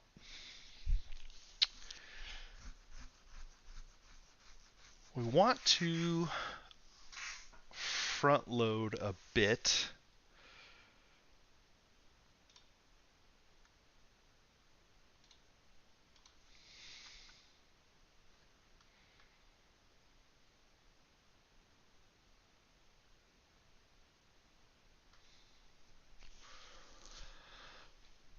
Okay. So we've got a fun old trick that we're gonna do.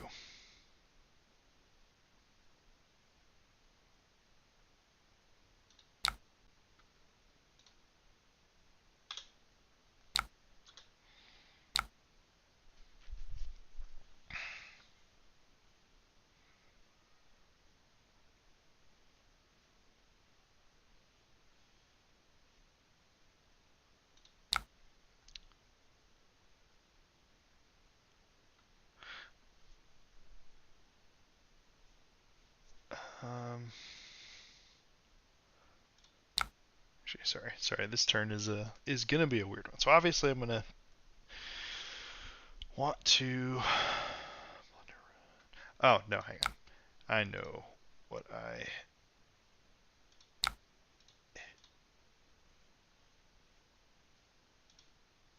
Start of turn.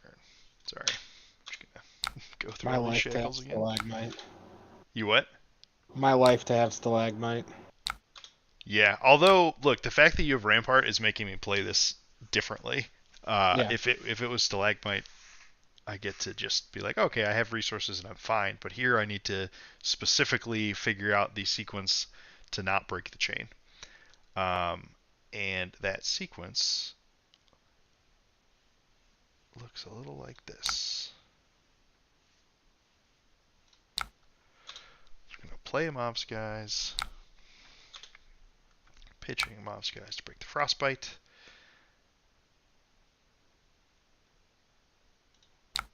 We're gonna Shackle, and we're going to Ghostly Visit. And Ghostly Visit is a shadow attack, not a Rune Blade attack. So we have passed the Mavrian Skies buff across the chain link. And so this way we get more consecutive attacks without needing to break the chain to give Rampart a better opportunity.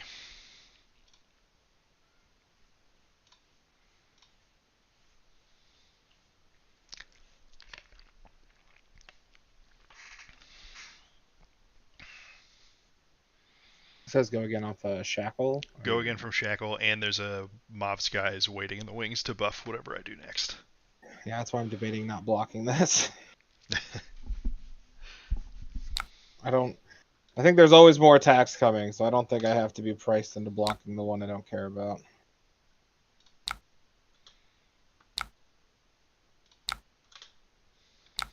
So, didn't know about that plunder run.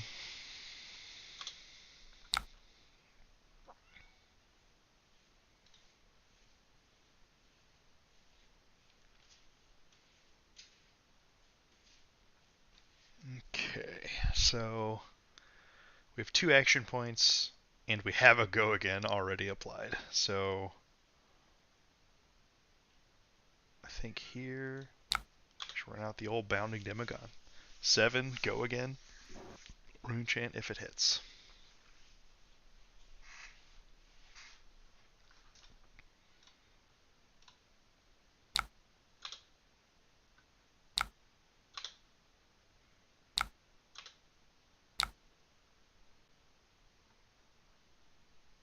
Cool. And now, with that many cards committed to defense on this turn, and the fact that Rampart hasn't even been activated yet, I have no problem activating.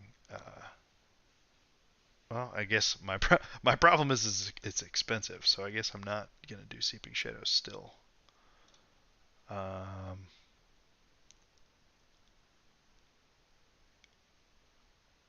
yeah, I guess I'm just lobbing.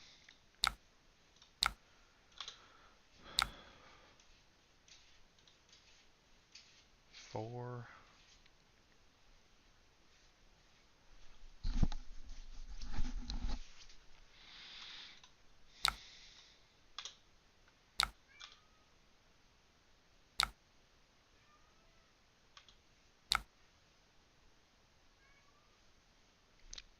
And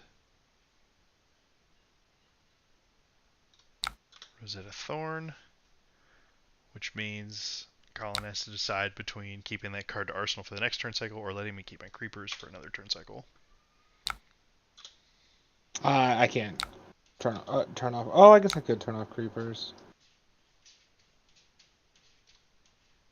I don't know if it's worth I it. don't think I can give up. I don't think I can give up a card for 1 damage. Like I would have had to have turned on Rampart this turn for it to feel like remotely reasonable.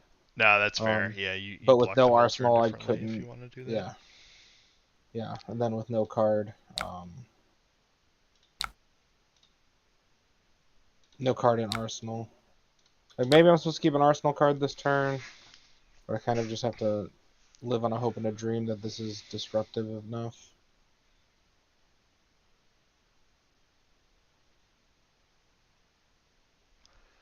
Um, I do feel a lot better if I didn't give up my tunic that one turn. I didn't think I would see enough turns for it to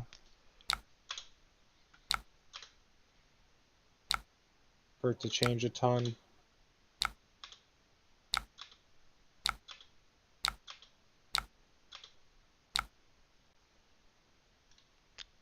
There be ghostly visits.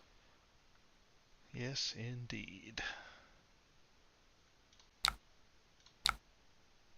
Third Art of War. I was living on a hope and a dream that they just kept getting banished. Had to get one eventually.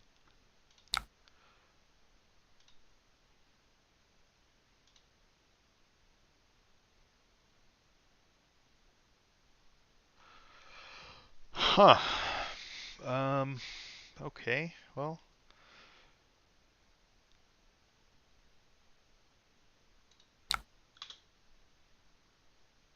Oh, third Plunder Run.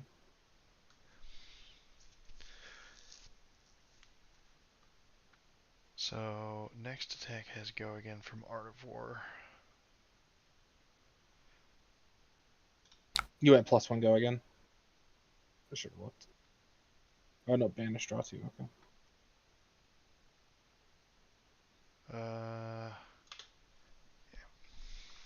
Yeah, sorry, did the draw too. So this is go again from Art of War, and then I'll still have Shackle go again available to me.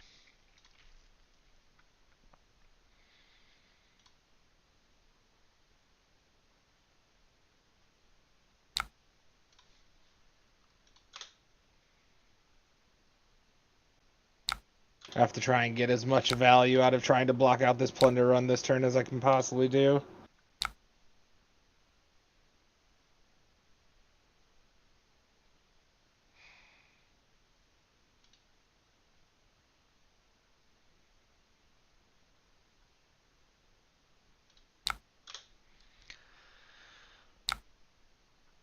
Okay, so now we have Shackle go again.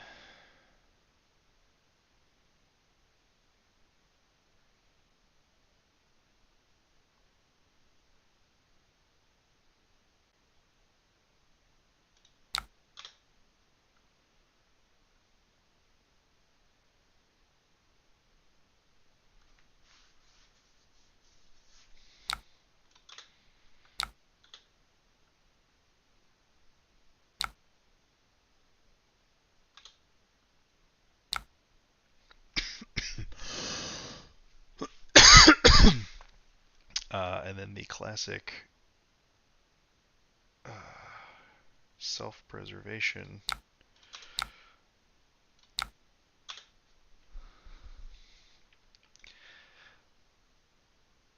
Does this have go again? No.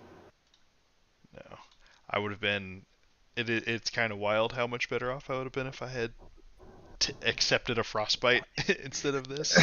My Art of War draws were red belittle, red plunder run. Oof.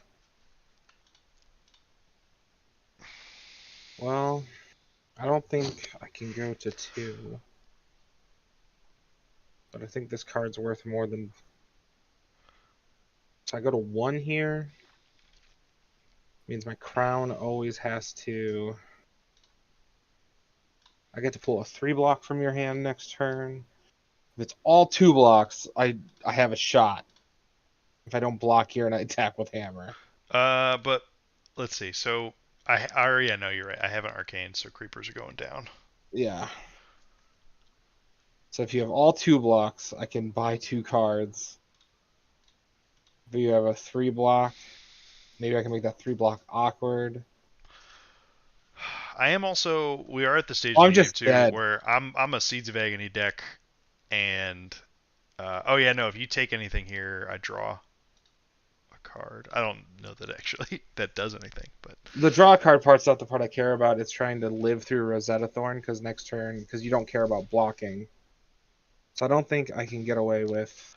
well, if you full block this and pump, I'm about to take 5 and be at 1. Yeah, I just have to be able to get through next turn at 3, and I don't have an arsenal, so one of the arcanes guaranteed. That's true. That's true. So realistically, I'm at 2.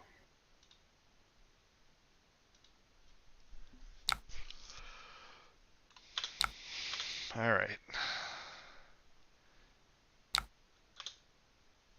The seeds, bounding.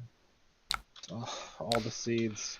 And And rift this binds. is the classic Chane late game. Uh,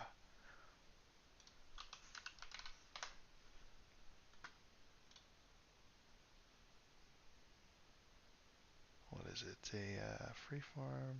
No, yeah, give me a window mode. We'll just file that under with a caption. Still got it.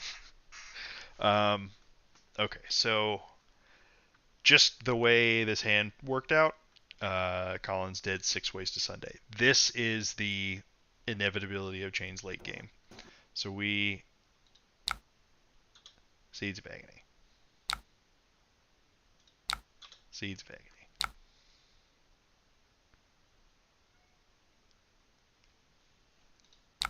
Seeds of Agony. Shadow Puppetry.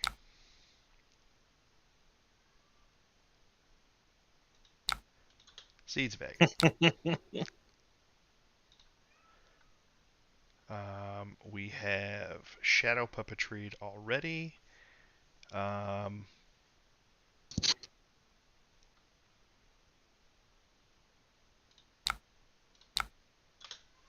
So we send our Riftbind, which is going to be, yeah, 2 points of Arcane, 9 physical with Go again. And we even, if he has Blizzard on this turn cycle, because he is Starvo and not uh, Icelander, we could pay through a Blizzard and still follow up with 4 more damage off of a blue Bounding Demagon that would trigger the remaining 2 Seeds of Agonies. Hey, a Blizzard! I thought there was a shot.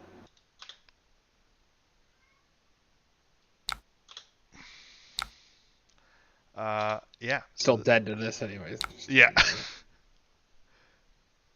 It's letting me do the shadow puppetry thing before it just decides that you're dead.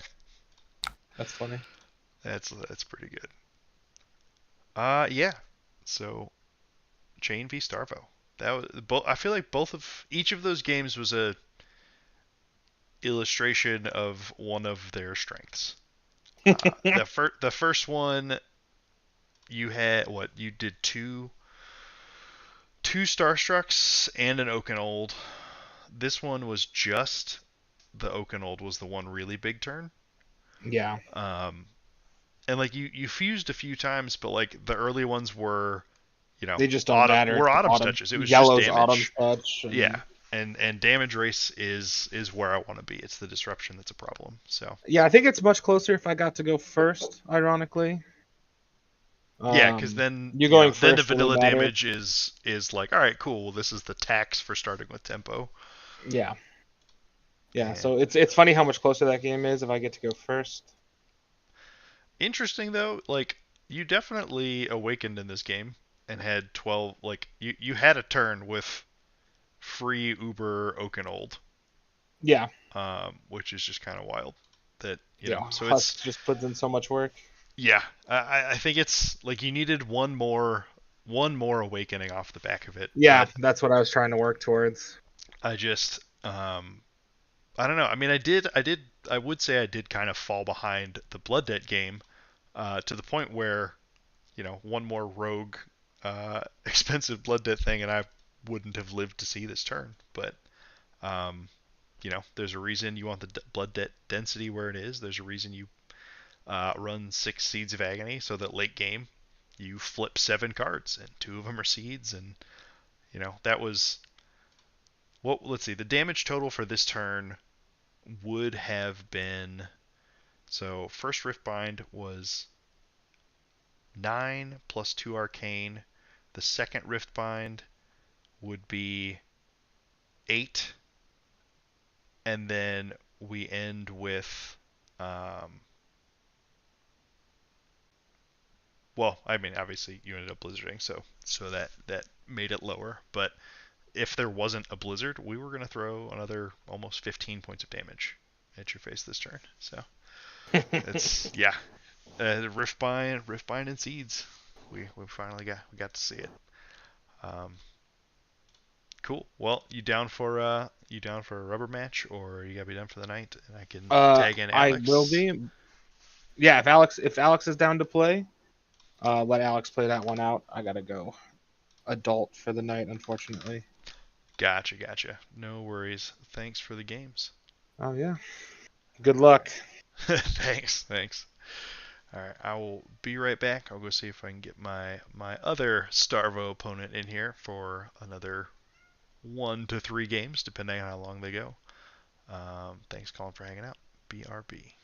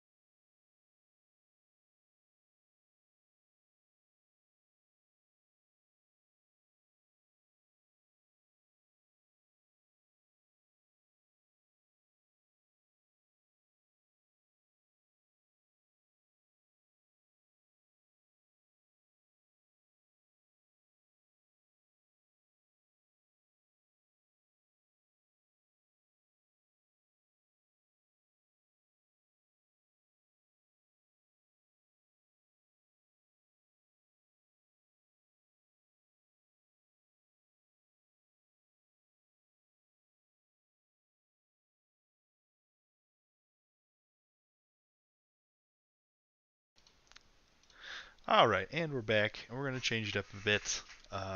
Secondary Starvo pilot unavailable, but we brought in Jesse Hudak to pilot some Chane into our Chane. Um, we're faced with an interesting question here. In the mirror match, obviously we're not dealing with disruption like we would normally expect. Um, so I wonder if uh, if we want to go Duskblade, I don't know. Do you have any instinct on that? Like I don't know if the game is gonna go long enough for Duskblade to really outpace Rosetta. Is my only thought. I think that thought makes sense. I think it'll be fully uncontested, so Duskblade seems strong, but I haven't read the text on Duskblade in a long time. Fair. I'm gonna go with it, but particularly because I get to go first, so I can try and get a stack turn it up. zero counter. And there's part of me that's like, oh well, Ebonfold would be cool, but on the off chance that you are not running Rosetta Thorn, Ebonfold looks a little more silly. So we'll stick with the standard armor suite outside of that. That was the first Majestic I ever pulled, Duskblade. Oh, nice! Immensely Real sad about valuable. Yeah, I pulled one and I was like, I'm fine with this because I wanted to keep it anyways, but I can definitely see why that would sting a bit. All right, let's try this.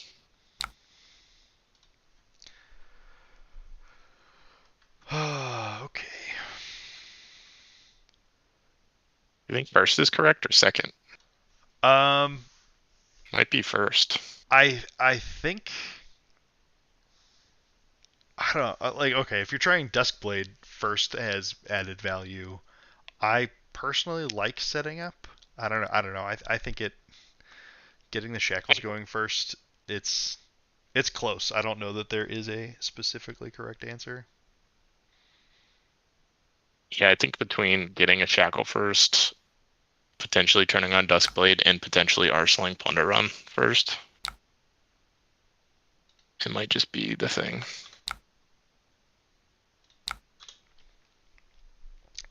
What a wonderful blocking hand we have here. Don't worry, there's 3 blue minnowisms in the list, so you can still search. We'll break the chain. We'll swing out our Duskblade. Counter acquired.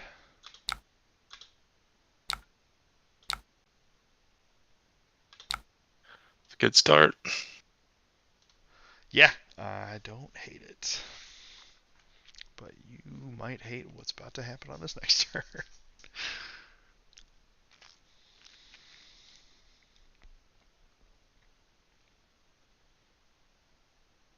Oh boy.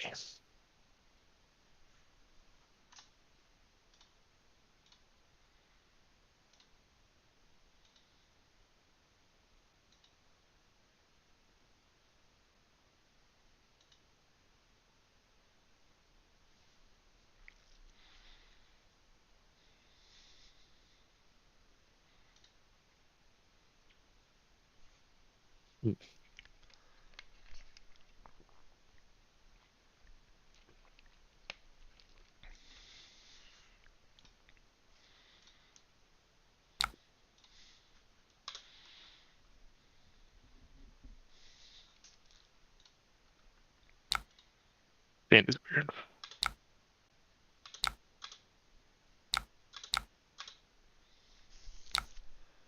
Ah! Alright. I respect it. Ooh, pitching the Soul Reaping. Okay, that is a weird hand. Yeah, I mean, like, this is the best I can do, I think, with this hand. Well, Maybe keep Soul Reaping in you, hand. You can play Soul Reaping banishing not a Blood Debt card, though. True.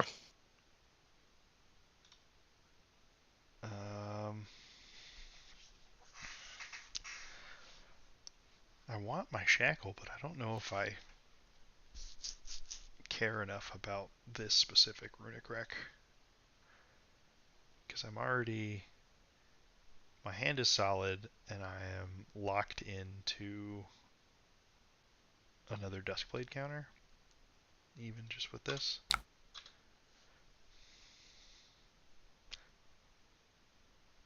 Good thing they banned that Duskblade card. That card's crazy. Yeah.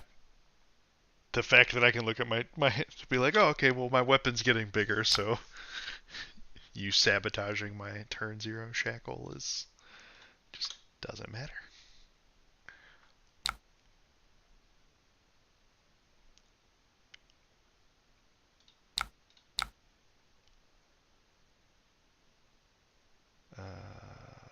Banish, draw 2. And buff.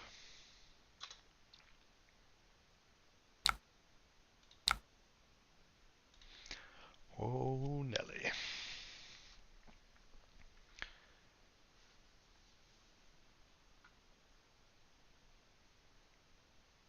So we will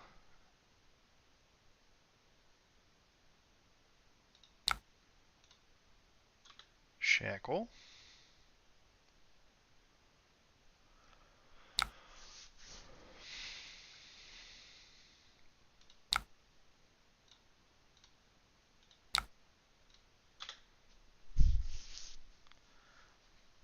Oh boy. Oh yeah. Soul Reaping for 7. Banishing 2 Seeds of Agony. We're not here to block. True story. And because we've got so many resources here, and these games are going to be on the shorter end of the spectrum, we're going to Creepers, Seeds, second Seeds. There's better value to be had from a blue Seeds than just pumping a Riftbind by 1, but we're also taking 1 less damage in a matchup that is pure damage race. So we'll pop off a Riftbind.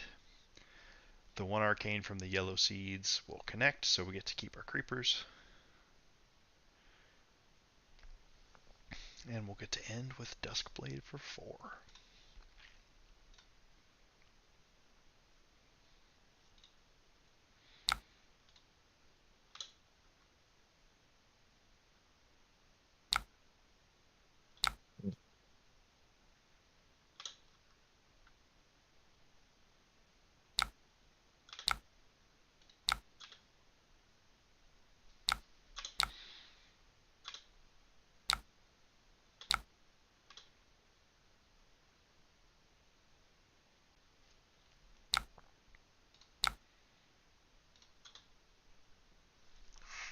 Okay.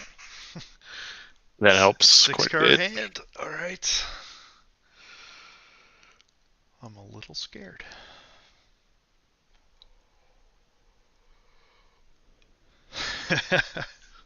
Hold on a second. Just gonna trade Art 4 turns back and forth. Yeah, no, this is correct. I ain't got no blues though.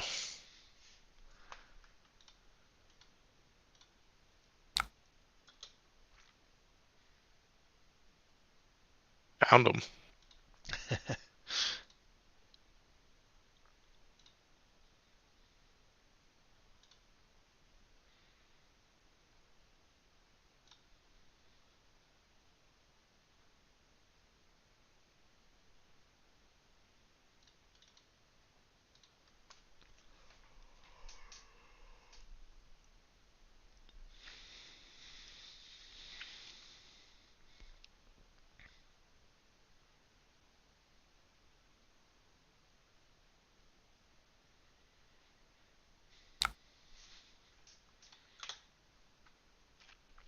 Plunder Run. Into Belittle. Revealing another blue. And you have the Riftbind already. Nice. Okay, so this is 7 go again. With a follow-up that's going to be 8 go again off of the Shackle into Rosetta Thorn. So solid 20-pointer.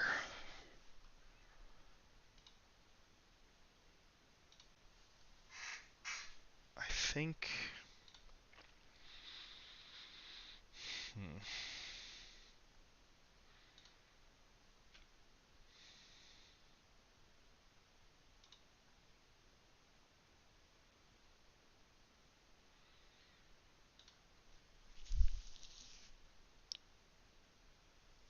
Uh...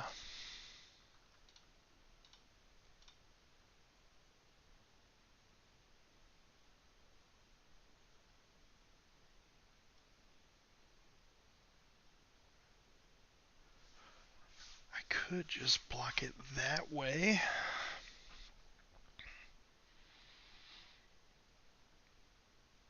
But you're going to get the draw eventually. That's the problem. That is the plan.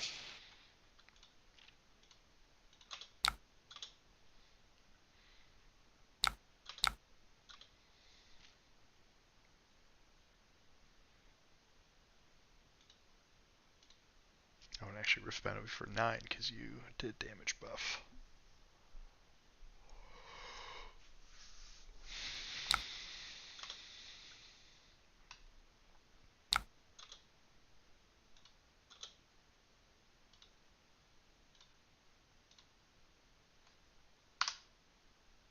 Sorry. There we go. Had to refresh. It glitched out after I passed priority on your shackle.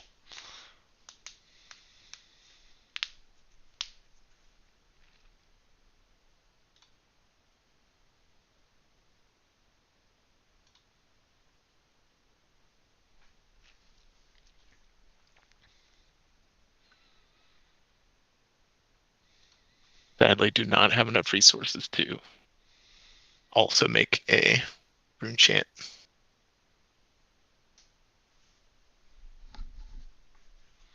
I mean, it's still a solid finish regardless. No, you have a blue. Oh, I see. No, so you have to. No, you can still like do kind of everything you've got queued up though. Yeah. I get to attack with everything. I just don't get to also add 1 more damage. Are you waiting on me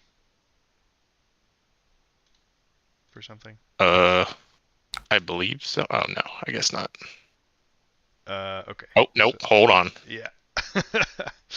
I think it glitched or something. Something got out of All right, sync. so we got our seeds. We need our chain.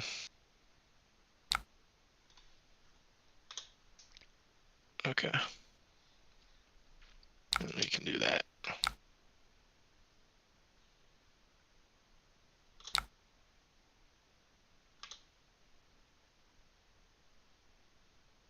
Oh, wait a second.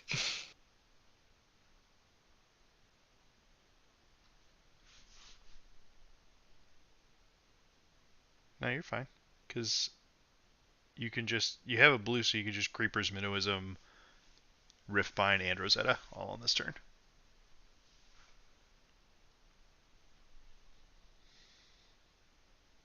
Don't I not have an action point for the You Riftbind shackle, and so Rosetta? you'll be at 1 after this ghostly visit finishes. Oh, and I go up to 2. Yeah. Okay, I did count this out right.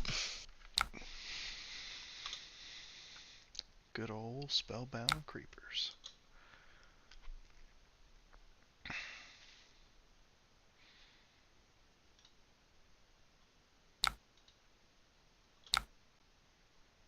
What a silly deck of cards. It's pretty good. I think I want to sit on Crown a little longer just because. But we can soak here, and that leaves us a little more modular with future defense.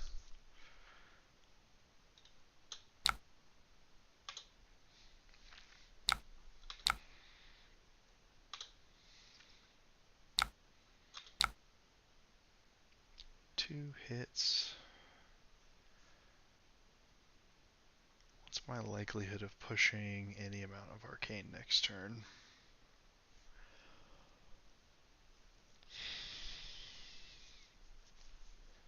So I'm going to have 1 shackle.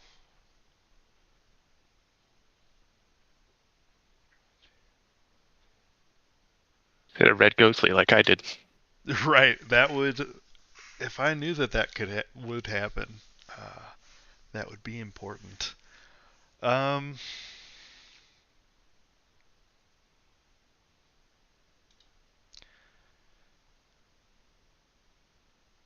just don't think. No, I think it's very unlikely that I push any arcane on my next turn. Like if I do, it's pushing grasp, which means I hit a remarkable quantity of extra blues, which is just bad.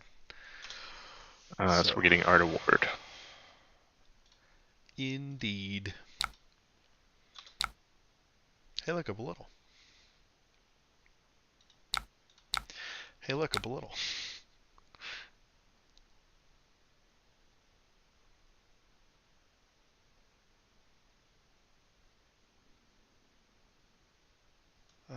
Let's see. So if I...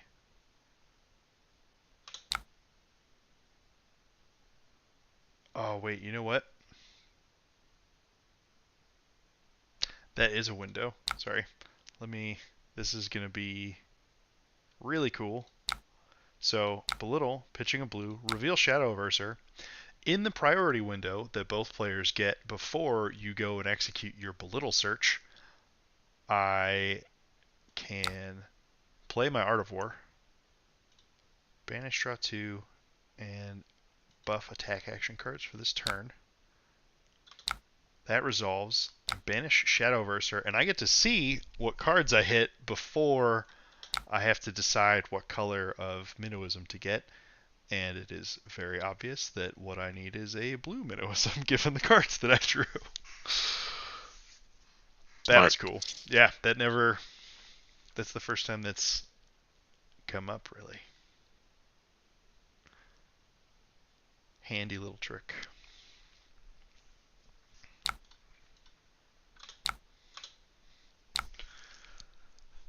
The other really bad part is we were the first people to lose our husk, which is kind of a signature point in the game that if you're the first person who has to husk, that is generally not a good sign. That Runic Reclamation is pretty good. Yes, it is.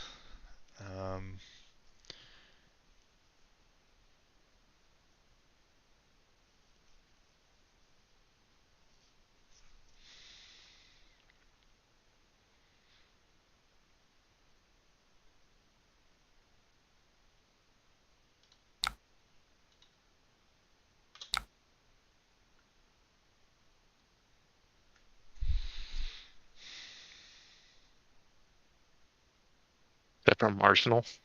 Nah, that's from hand. So no buff.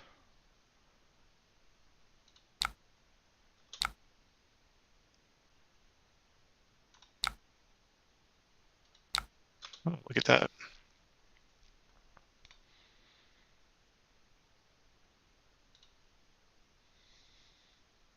Seems like a reasonable time for that. I agree.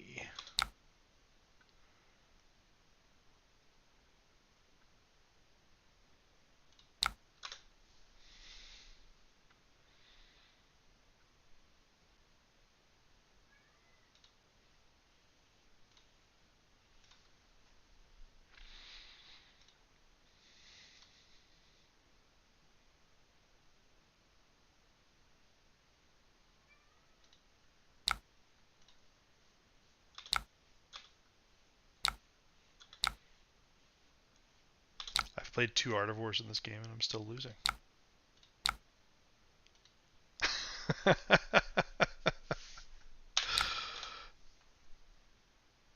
Blue seeds. It's okay. Husk is dead. I'll just fatigue him. Oh, wait. Oh no, that's my last blue Minnowism. Oh shit.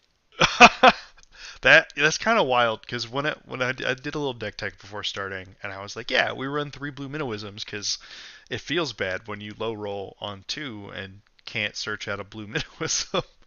And then in a game into Colin, I blocked with 1 early, and then on like Shackle 4, I like banished the other 2 at the same time. It's like, what the hell? It's like actually a problem. Or anything? I can, but we're streaming right now.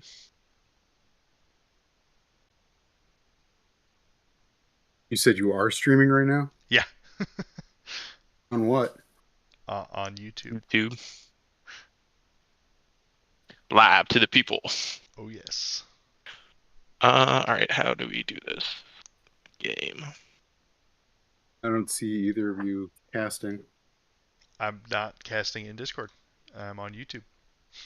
Oh, YouTube, my Yeah. bad. Derp. It's all good. You can go join Alex in the peanut gallery in there. It's great. All right, I'll do it. Boy. My only chance to win. I'll claim victory since you're inactive. Alex, I gotta say, not having to banish a card from my hand every turn feels pretty great. Would recommend strongly.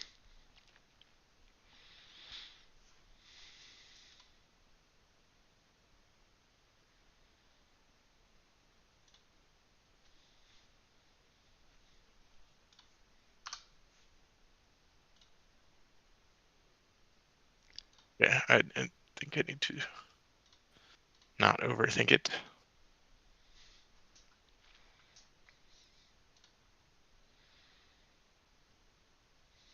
Belittle in this economy.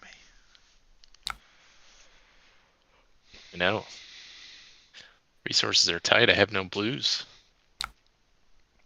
That's why we run these excellent yellows, also known as Seeds of Agony. Oh yeah.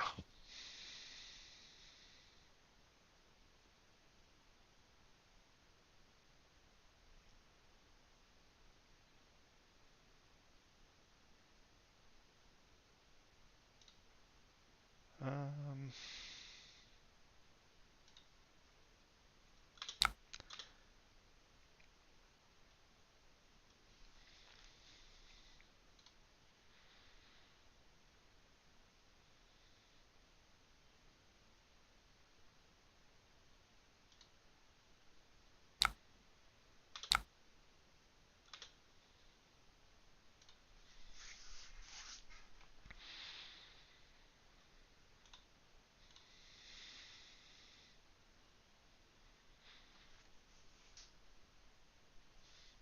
a resource tight hand into the banishing the third minnowism on shackle number 2 is classic Chane things. I think we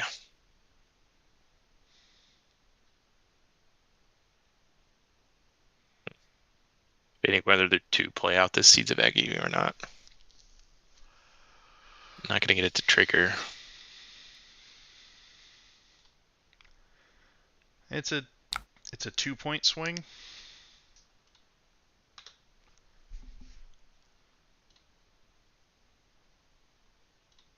Or I guess it's not triggering, it's just the 1-point swing, but Actually, I probably should not chain yet because I already have go again.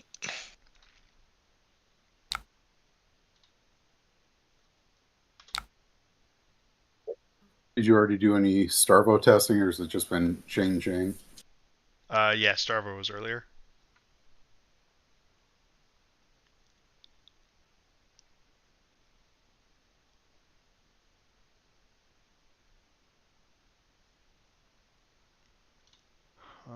And if we hit a red 0 off the top, oh that'd baby, be problematic. Bounty Is what that would Demigod. be. We get a damage off our seeds and get to use our chain go again.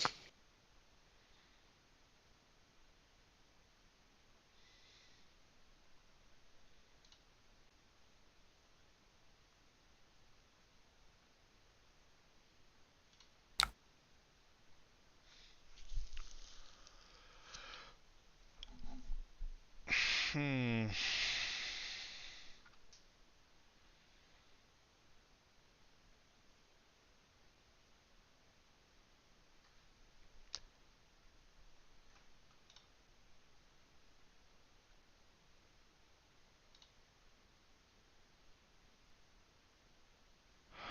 Um.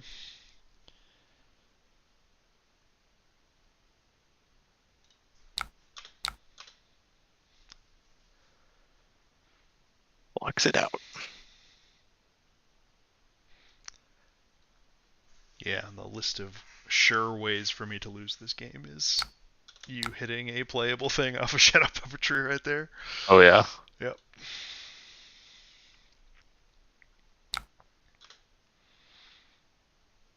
Gonna play that.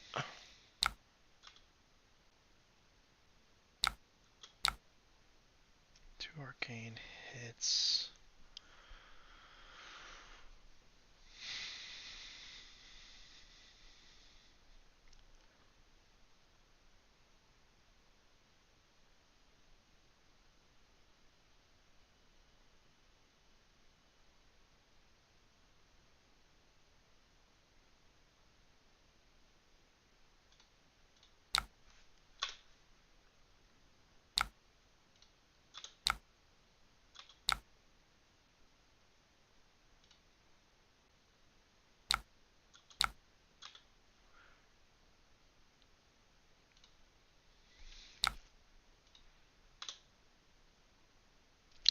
Alright, Shackles, what do we get?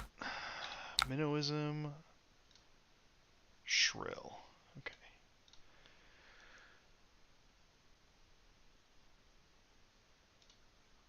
Alright, so it's a little funny that this is going to happen 2 times in the same game. After me saying that it has never happened to me before. Reveal Shadowverser to this Belittle. Art of War.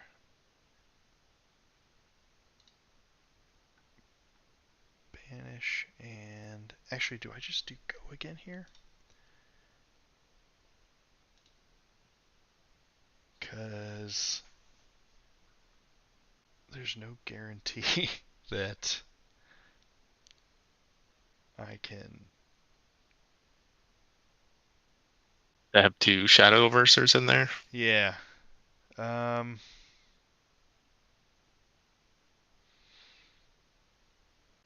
Buff versus go again. Like 3 versus 2 on the like it's better damage ratios, but like it's not like I'm pumping 4s to 5s. Pumping 2s to 3s seems far worse, especially when I'm playing from behind. I think I actually want go again so I can clear an extra shadow out of banish.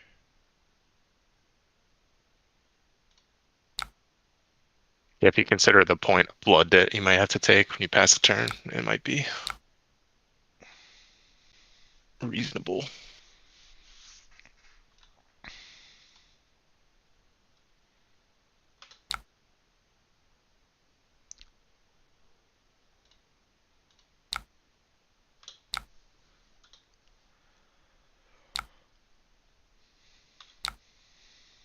Alright, so we're taking the hit.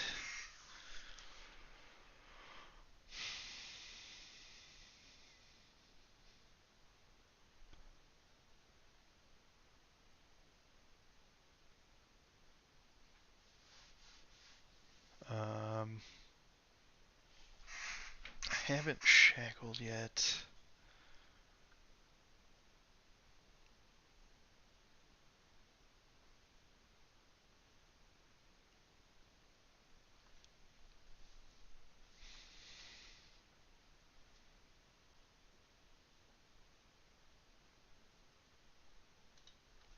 The sequencing is weird here. The fact that the next attack has to consume the go again makes it awkward. I have the 2 Ursers in banish, and obviously the red minnowism, and I've got a yellow seeds and a blue shrill. And so I could give the go again to the shrill, and then I could shackle a shadow and then Duskblade. Or if I go minnowism, shadow with go again. Nah, that seems worse. I think the bigger chunk of damage just makes the most sense. Minnowism.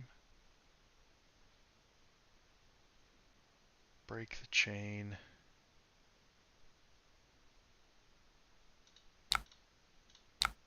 Shrill. Wait, what? Oh, hang on. Sorry. That's just me brain farting horrendously because I haven't made the shackle yet. Hmm.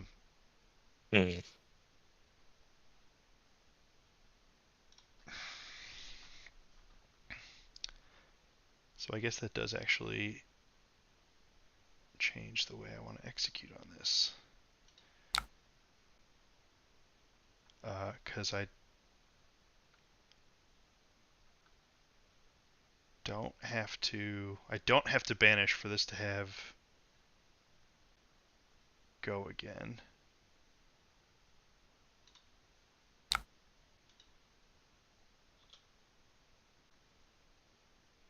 Wait, okay, hang on. What the? Did this Art of War break? It's has it without go again, yeah. That is incorrect. Yeah, why isn't it a... Damn it. Alright. Yeah, it should get go again. Start of this turn. Banish, banish. Blah, blah, blah. Little pitch, reveal. Art of War. It might be a bug. It might be a Talishar bug, where because I'm playing it at instant speed, even though I've played Belittle, it might just be... Giving it to Belittle, yeah. Yeah, It's fine. I mean, we can just give you an action point. true. So we'll resolve that. Voila. Get a red. Took it. Yeah, okay. Because it's, yeah, the Art of War buff is gone now. So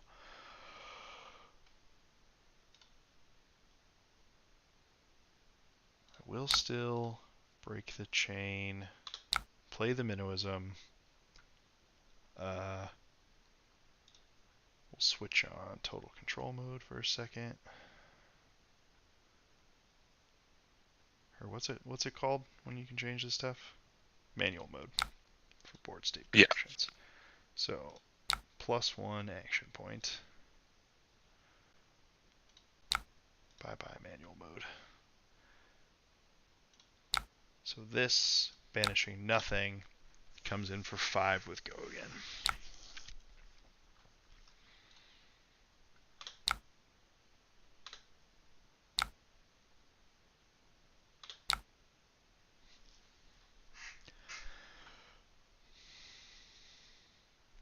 And then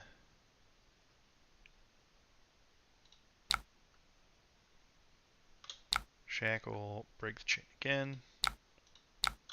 Shrill for 5 with go again, into Duskblade for 6. Oh boy.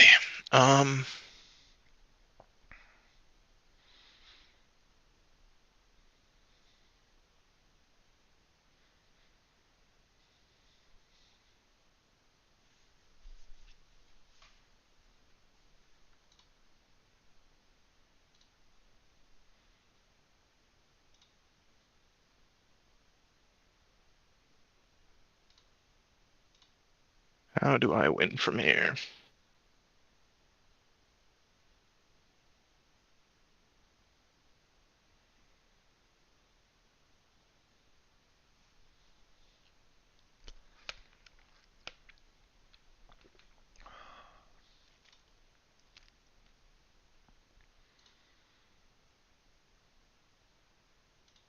Duskblade is crazy.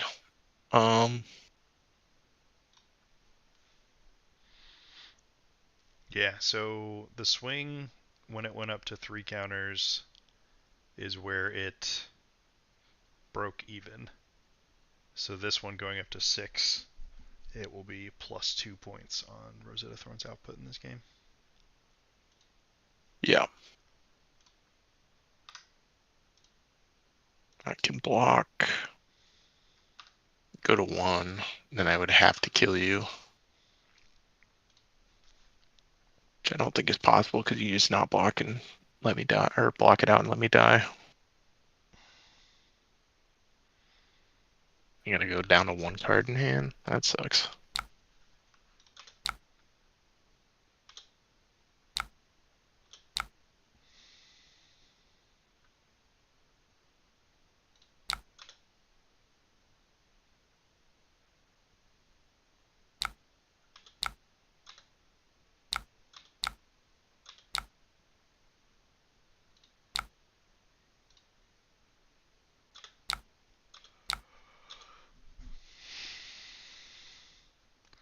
Hit the gas. Well then, you might actually have some sort of chance here.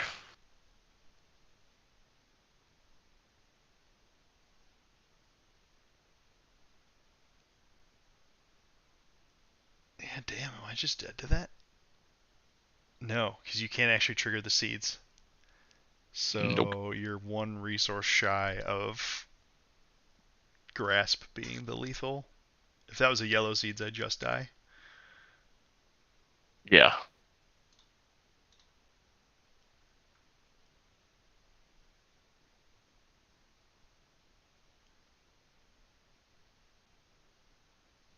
It does turn on the Varzetta Thorn though, so I think he might be dead. You have no way to start Arcane, right? Yeah.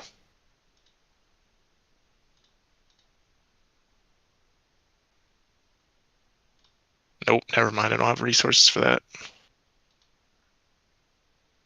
One of these attacks costs 0. I could kill you. Yeah. Literally 1 point off.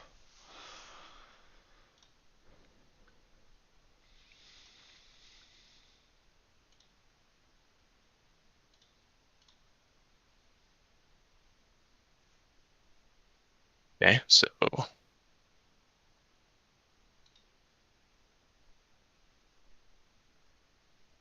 need to get you to 1.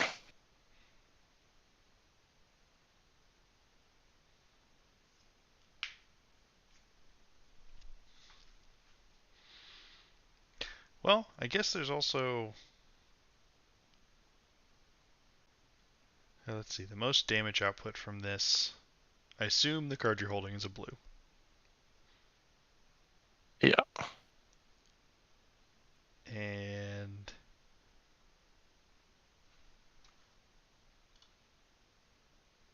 yes, I mean, it's got to just be...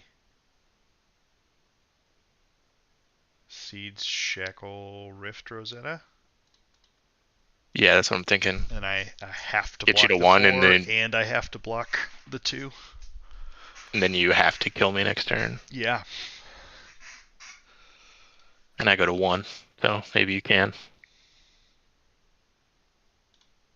Yeah, like... yeah, okay.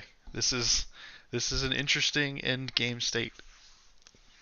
Both very, very near death.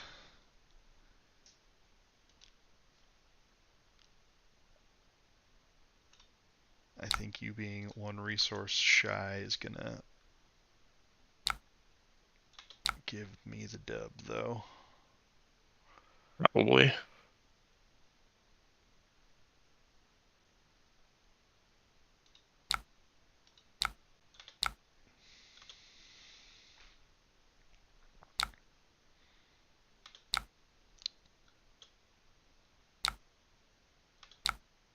But the Unless you crazy, banish nothing. but the crazy part is I could almost kill you now. I have an invert existence in my hand Oh. to just close it, but I won't have I don't have a card in time, so like I would die first if I tried to make that play. Interesting. Well, you have a weapon at 6, so Yeah, probably yeah. dead. Well, and just I have a blue for grasp weapon. Oh, yeah. Yeah. Rune chant. Yeah, that's how that works. Man, close one. Blade. Yeah, for sure. That was. Oh my god. What was your average value threatened? Total damage threatened 56. Average value per turn 16.2. Jeez. I got 19.25. Holy crap. admittedly, I like belittle Art of War twice. The fact that I played all 3 Art of Wars and 2 belittles with 2 of those Art of Wars, and this game still came down to 1-to-1 is crazy. Yep. I probably underestimated the cascading effect of just the initial runic rack. Like I know it's good objectively, but I was like, oh, well my hand's great, so like whatever. But yeah, definitely was a little behind on Is it. it possible that Duskblade is just always the weapon you play every single time? I don't know. It's very possible that if you're playing into a matchup that is incapable of disrupting you, that Duskblade is just the move. Especially if you have to go first, right? Because it's a free thing to do on your turn 0 setup turn, Right. potentially. Though, like realistically, it didn't like make the difference in this game though. It was very very comparable, but that's because this game ended on turn 5. So I mean, I think it did. yeah, it did. It did end on turn 5. That no, the make the difference because like attacking for 6 that turn, I had to throw my whole hand out. Oh, that's true. Yeah, because if you get to keep Like if that I shadow keep one, puppetry, then that's yeah. +2 damage, and I just die. Well, if I have any one resource anywhere, you just die from arcane. So Yeah, true. Crazy. Starting with tempo is very strong, as it turns out. yeah, Cool. indeed. Well, thank you very much for the game. I think I'm gonna call it there for Of course. the LL showcase for the evening. Thanks Jesse for joining in. Thanks everyone for hanging out and watching. And one last time, here is the list up on the screen. There's a link to it in the video description. Yeah, Chane's still pretty absurd. So, go Seeds of Agony, some people. Thanks so much for hanging out, and I will catch you all next time. See ya.